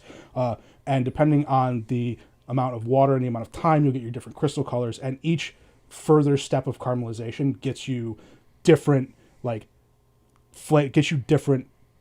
sugar flavors. So like your lighter ones are going to be they're going to be like toasted sweetbread, or like maybe like a 15. I often compare a note. I get a note of like King's Hawaiian rolls off of it. Okay. And then as you start to move up, it gets more intense. You get into like caramel candies or like Werther's Originals without the butter, or you get like, and then as you start getting darker and darker, you get molasses and treacle and stone fruits and candied fruits and stuff like that. And those are the flavors that you build on further up the line. But you can also overuse them, and a lot of places just don't use them deftly. They just like throw them in there and be like, it's color. And it's like, well, yes, but no, but yes, but and you can always tell a beer that has way too much crystal malt in it because it tastes like cheap candy. Then you throw you typically with like old school IPAs, you get a bunch of crystal malt in there and then hops on top of it, and it makes it gets when they get kind of syrupy and unbalanced. And you can't like unbalance it out with just more water or more like, I guess. Too much crystal malt is too much. That's a base recipe. Once issue. it's in, it's in. Yeah. Oh boy. I mean, it's something like I never even considered when he was, rattling off the numbers. I'm like, I don't think I ever thought about what those numbers represent. I guess, like you said, it matters about a little taste and time, really, and what that kind of adds to the beer. Yeah. And as you went through that and coming up with this recipe, was it something that you brought from previous experience, or was it something you created new for here? I mean, that is a 100% new beer. Nice. All right, for good. Circa.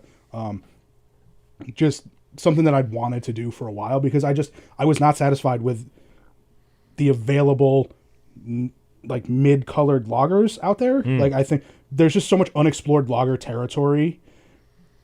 And I think it just lends itself more to explorations in malt and gentle use of hops rather than just like Massage them in. yeah, you just kind of rub it into the tank. Like The tap-tap-tap-a-roo. Yeah, a little tappity tappity.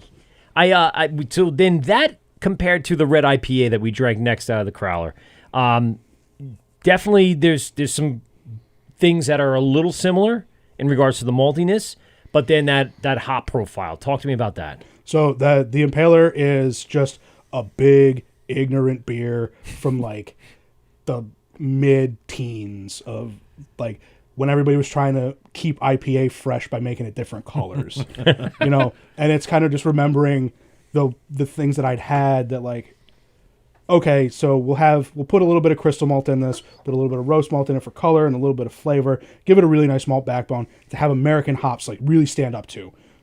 It's got Centennial and Citra in there, and it's just 2 hops. That's it.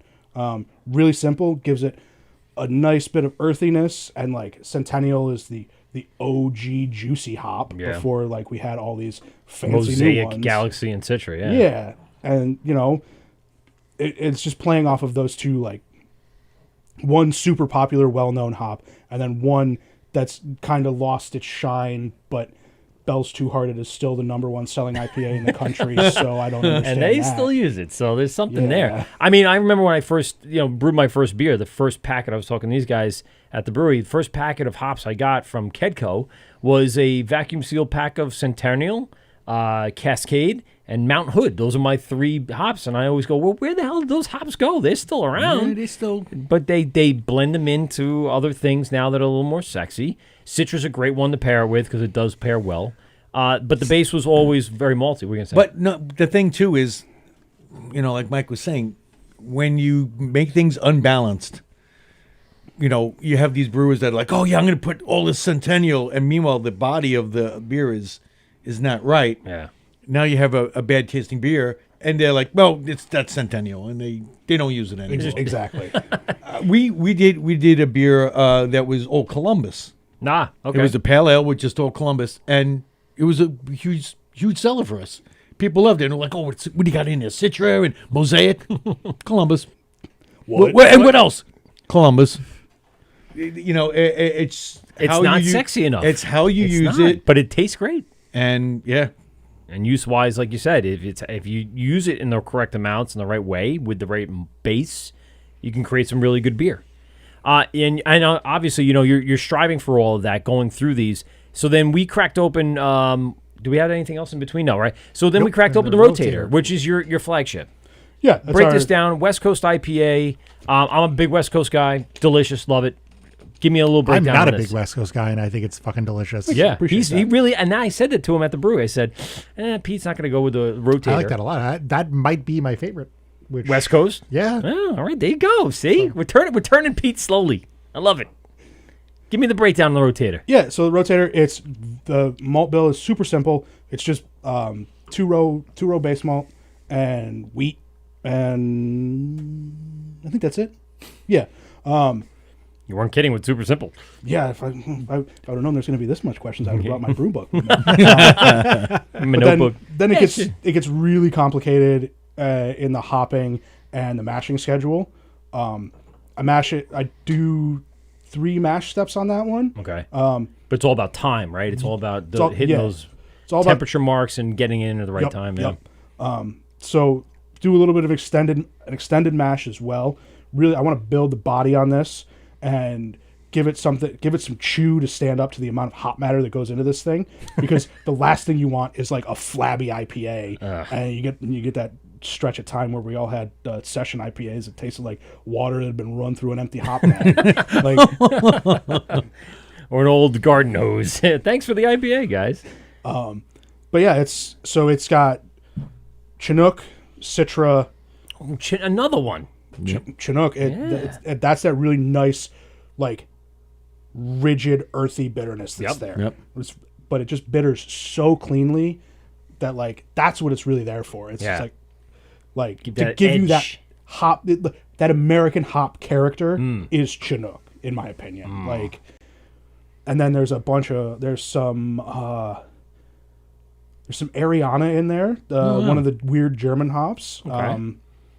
I think. What are the percentages? Is it like mostly the Chinook, or is it a little more of... So hot side, it's Chinook and Cascade. Okay. With a big dose of Citra in the Whirlpool. Okay. And then cold side, it is Cascade and Ariana, and there's 2 dry hops in that one. Okay. We do a 24-hour, like, early biotransformation dry hop, and then terminal dry hop. You give yourself not enough credit in a lot of the information and science that you're saying. Big brewery words. That people much smarter than me figured out. Yeah. I'm just repeating it. Right, but at least you know it. You know what it means. You're using it in the right form, which means you know what you're doing, which is great. And we know what you're doing because we've tasted it, and it's delicious. What else right now is on the board? We saw that you put a triple IPA up there. I got to get to this one. I know. You know what I'm going to talk about. What? Do I? All right. So the only beer I drank yesterday. Oh, the steam beer. Oh, was the yes. steam beer. right. Yes. All right. So we all know the big one, Anchor Steam, and it was the process. They came up with the process. They patented the process of making a steam beer.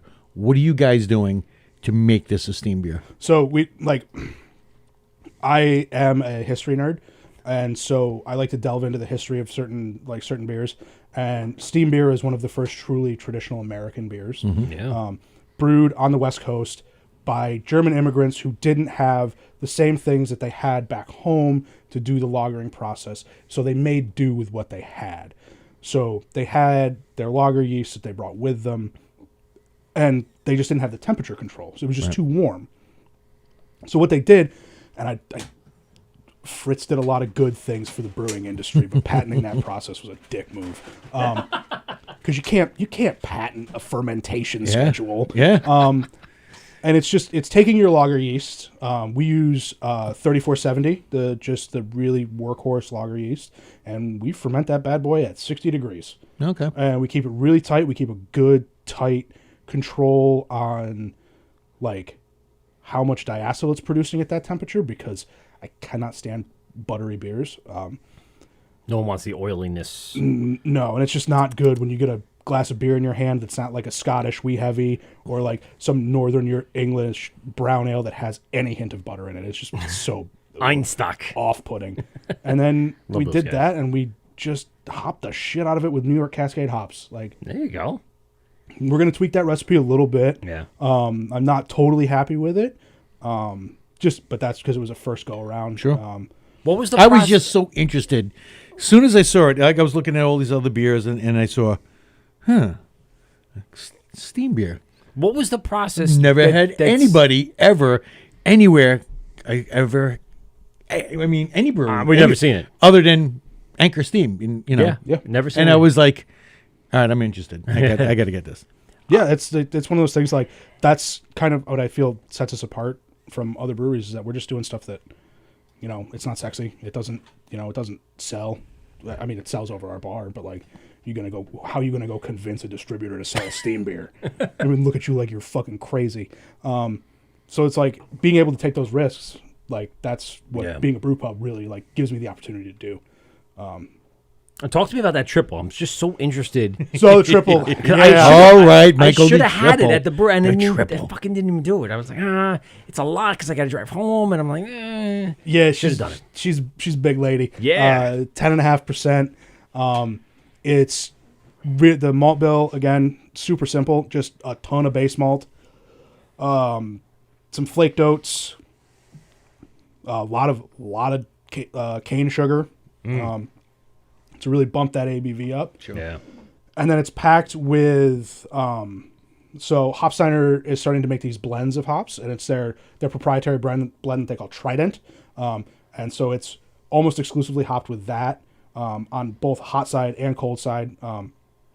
There's some Michigan copper mixed in as well for like some really nice like sweet candy notes that hop really brings out, especially when you dry hop with it early. Are you trying to cut the heat of a 10%er? So we don't get a lot of heat in our big beers because we really control our fermentations. Yeah. As long as we don't let them run too wild and we keep them nice and slow, we don't tend to get a lot of that heat. Granted, early on it was there. That beer's about a month old now, and like when we moved it into the brights, we were like, this is a little rough.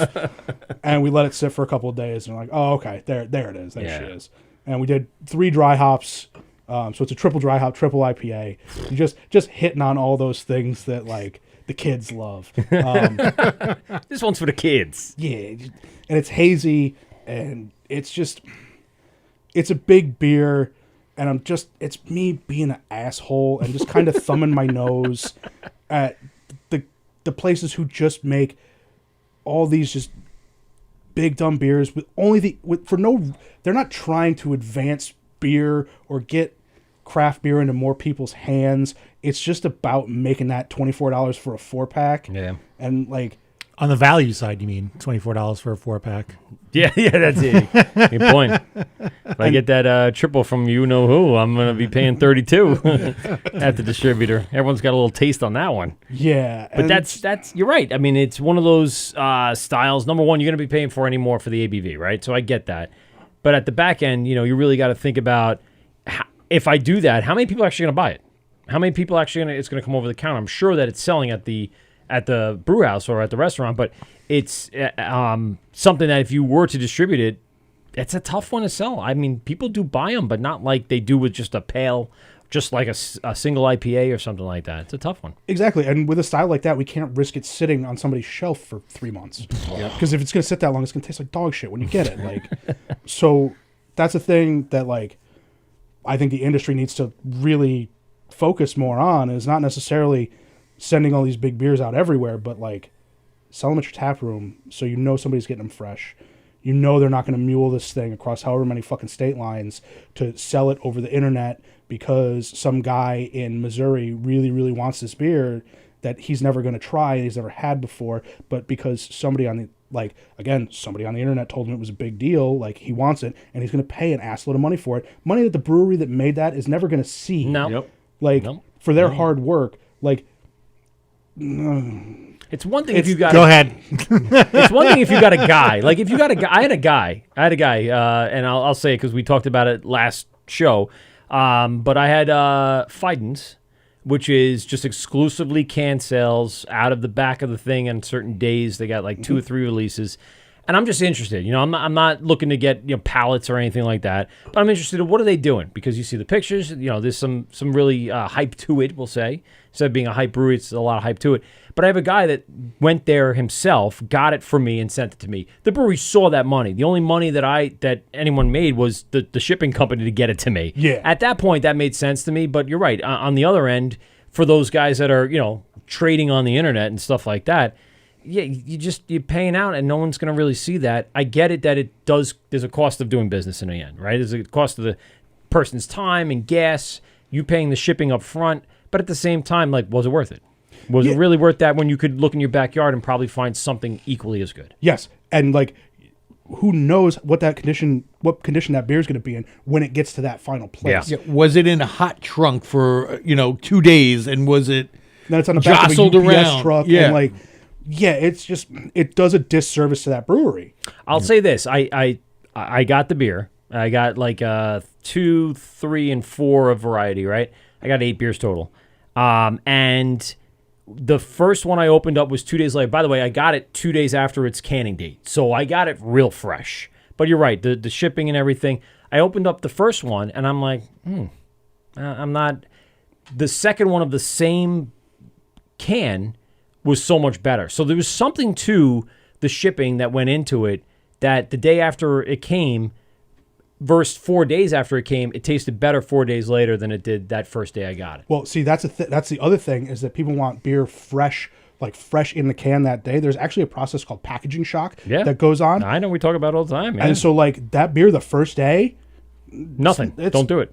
Just stop. You're just wasting your time. Like, get it, put it in the fridge, relax. let it sit, like our beers, like especially our hoppy beers, hit their like sweet spot 7 to 10 days after we've put them in the bright tank. Like, and we don't have a violent packaging process. I transfer all my stuff with just CO2 pressure. Like, I'm very gentle on it, but like going through like a big canning line, shit like that really just agitates the liquid, kind of breaks it down on a molecular level, and it has to come back together. Right. It's like that day after your vacation when you have that day off that like you need to like I need that day. I slide can't go right back to into- work. Yeah, Forget it. I'm going to it's kill like that somebody. kind of thing. That makes sense. And it's crazy that just all of these kind of like, I feel that the internet and widespread literacy have been the worst things for human society, because now everybody has access to just say whatever they want, and there's no, when somebody says something on the internet about beer, especially, and I won't go into Untapped because that's Don't get me started. that's just an Don't- endless hole. We've had Yelp. We had people come on the show talk about Yelp and talk about Untapped, and this had too much flavor, and this had not enough, and this was way too much peanut butter. But meanwhile, the best one we've ever got rated. Some guy came into the brewery, and it was like, I really don't like this beer. It has too much of a beer aftertaste. yeah, because that was The a appropriate reaction. And that face of he was a professional We Cicerone. we were all just like, what? And I was like, oh, I'm sorry, our beer tasted like beer. Maybe you should drink some water, but that might taste like too much water for you. He doesn't even respond like, "Oh, we'll make it good if you come down." You're like, "No, fuck you." If Yeah, you're I just if you're went gonna right say after beer this flavored beer, asshole. you're a dick. And then I was like, after that, I was like, oh, I'm done with this. Yeah. I'm not. I can't go on it. I can't look at it. I'm done. Yeah, you can't trust anyone's opinion because you don't know what their expertise is. And yes, there are some really great people like who are on these apps and stuff like that who are genuinely trying to rate a beer or like hone their skills in tasting and like keep a log of that. But then there's also that asshole who's just like 1 star, not my style. And it's like, dog, why didn't you Why don't just you not order it that? If you know you don't like a porter or you don't like a West Coast, then don't order it. What are you doing? Like you're just trying to be a troll at that point. Yes. Because you don't get the attention you need at home, and maybe you should look inward, bud. Like, Yeah. Maybe it's a little self-reflecting journey you need to go on to make things right again. And then you'll enjoy our beer again. And that was the thing. Before Untapped came along, you actually had people that were, they were loyal to a brewery. Mm-hmm. They were loyal to a brand, and they would drink that same beer again and again because they were like, this goddamn beer is so good.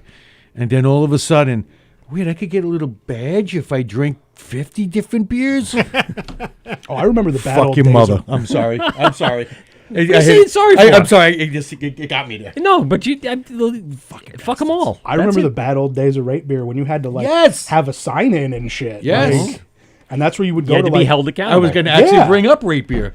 That was like somewhere you could actually go and like get legitimate reviews, and people knew who you were. Yep.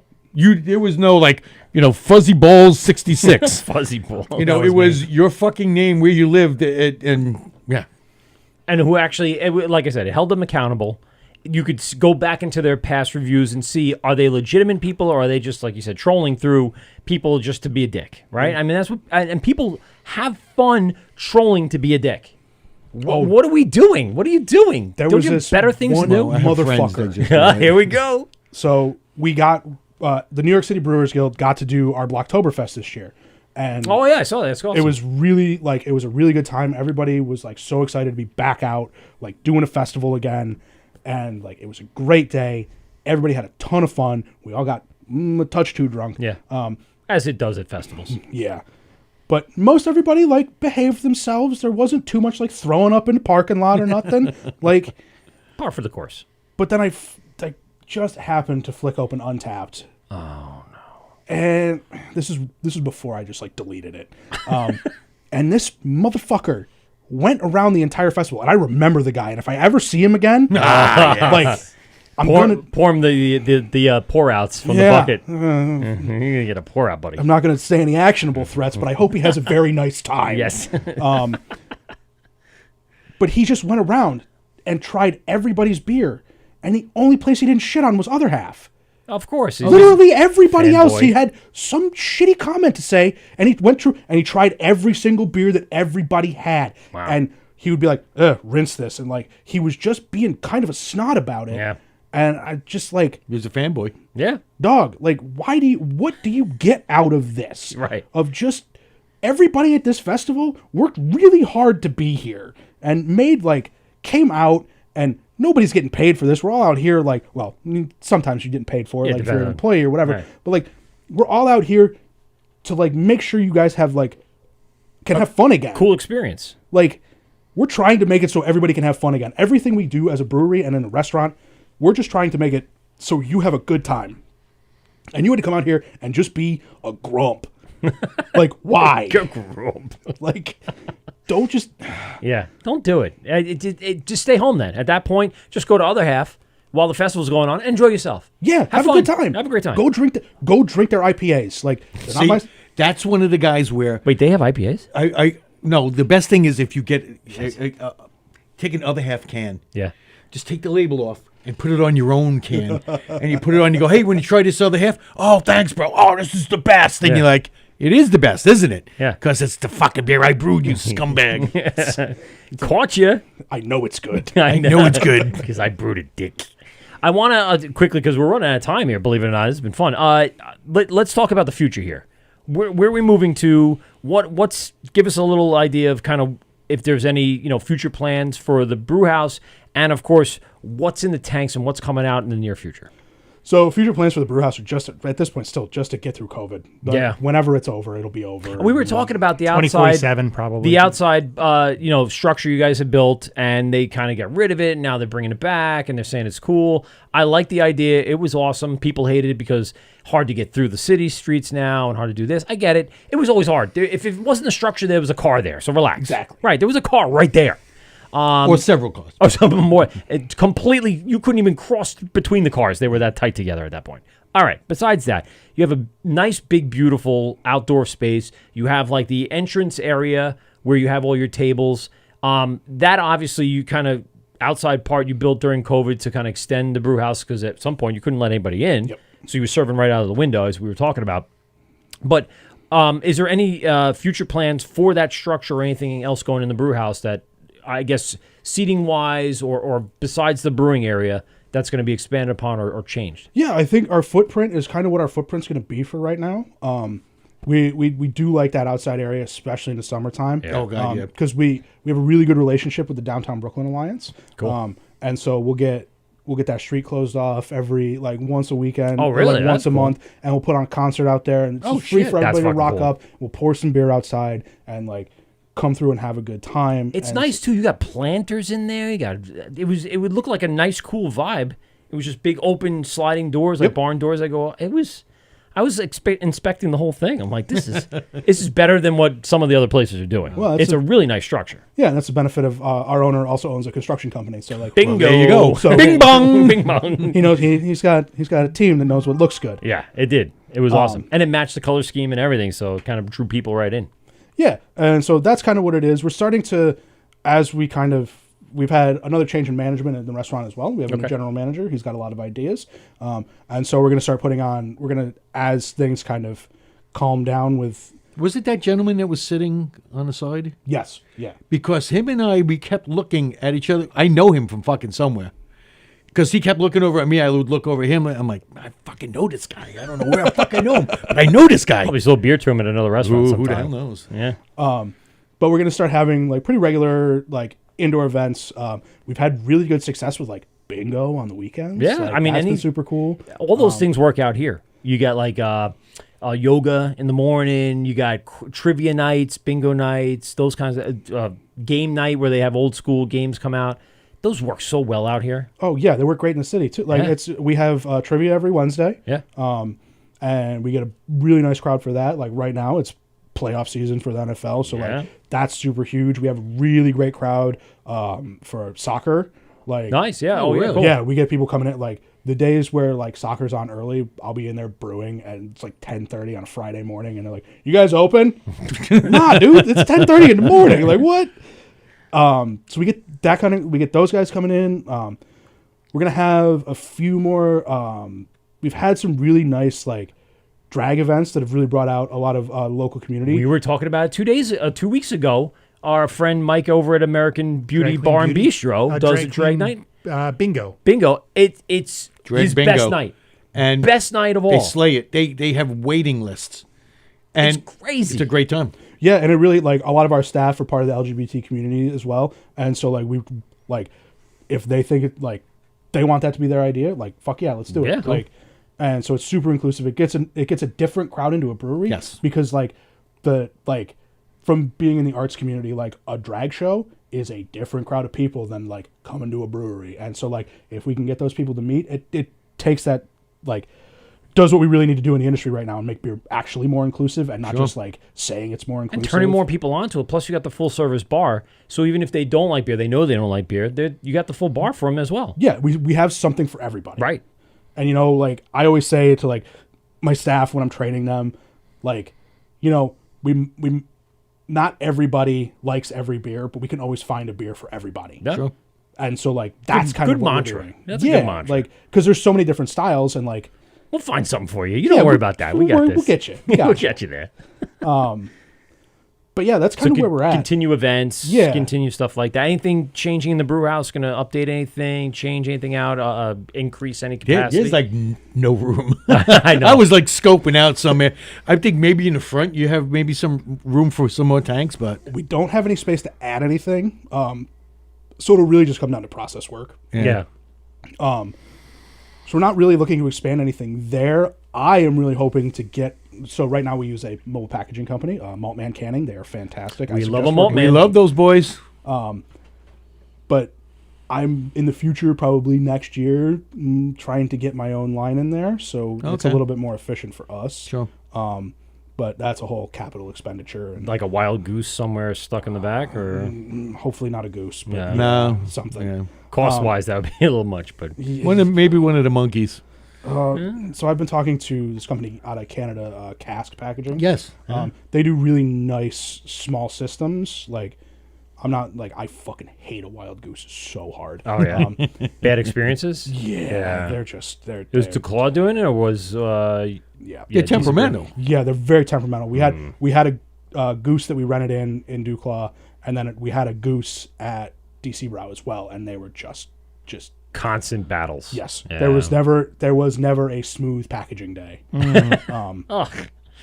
Like, But here I'm- we go again. Take Bertha out and get her going. Yeah, I got to change this chuck out again. This part isn't supposed to wear out. What the fuck? But yeah, that's kind of our next steps: upping distribution and just selling more beer. Like, Yeah, I mean, it's got to be. That's probably good for business. I think so. Yeah. No. Yeah. I heard that's Sell a more good beer. business model. Yeah. Is to sell more Should beer. do that. That's why I closed. I know. Yeah. Well, I didn't before know we that. before we Thanks, get out of Pete. here, I'm going to say goodbye to Instagram. Mike, start giving us the big plug, everything that people can do to find Circa, where you're located, and all that other good stuff. Yeah, so Circuit Brewing, we are located in downtown Brooklyn at 141 Lawrence Street. We are just off the J Street Metro Tech stop on the R train, the N train, and we're a couple blocks away from the Borough Hall stop on the 4 and 5. You can also get to us on the A, C, and the F line. Oh, okay. It's just a little bit of a hike from the train stop over to the Metro Tech stop again. We are currently open 7 days a week.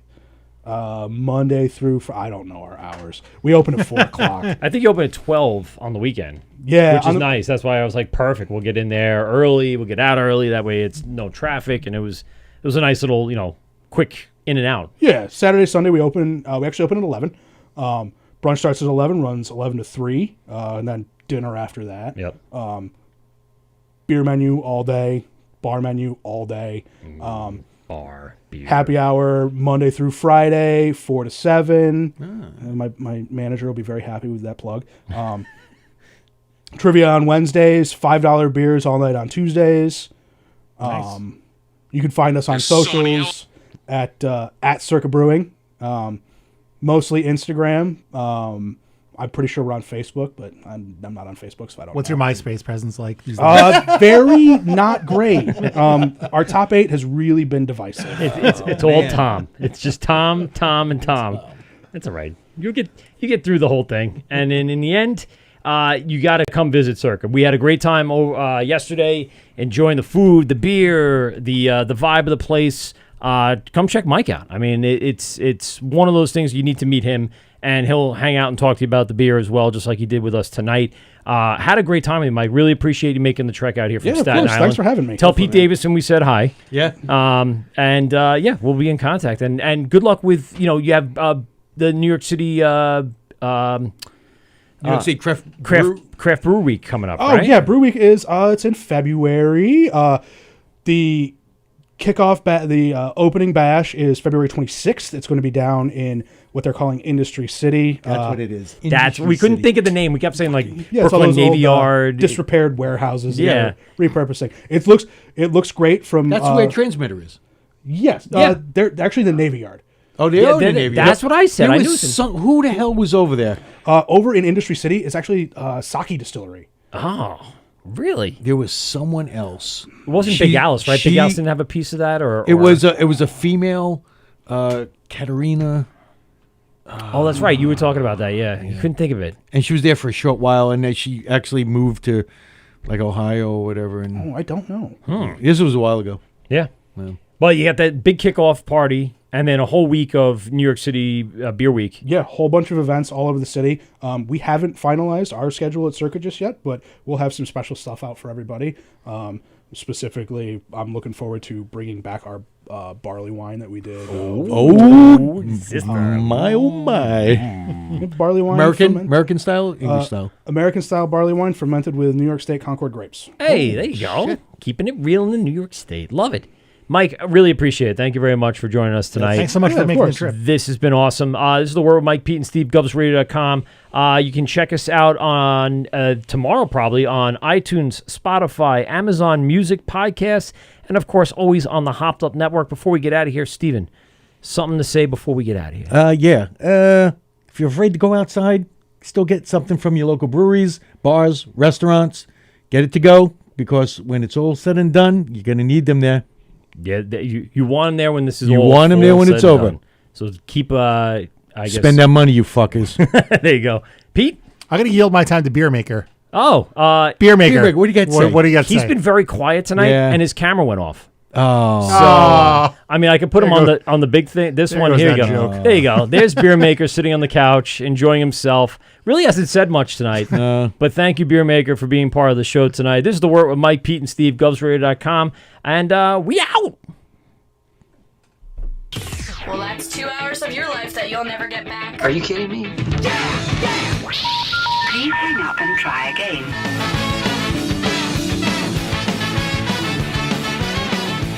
This has been The Wort on Govs Radio. I hope you're drunk enough.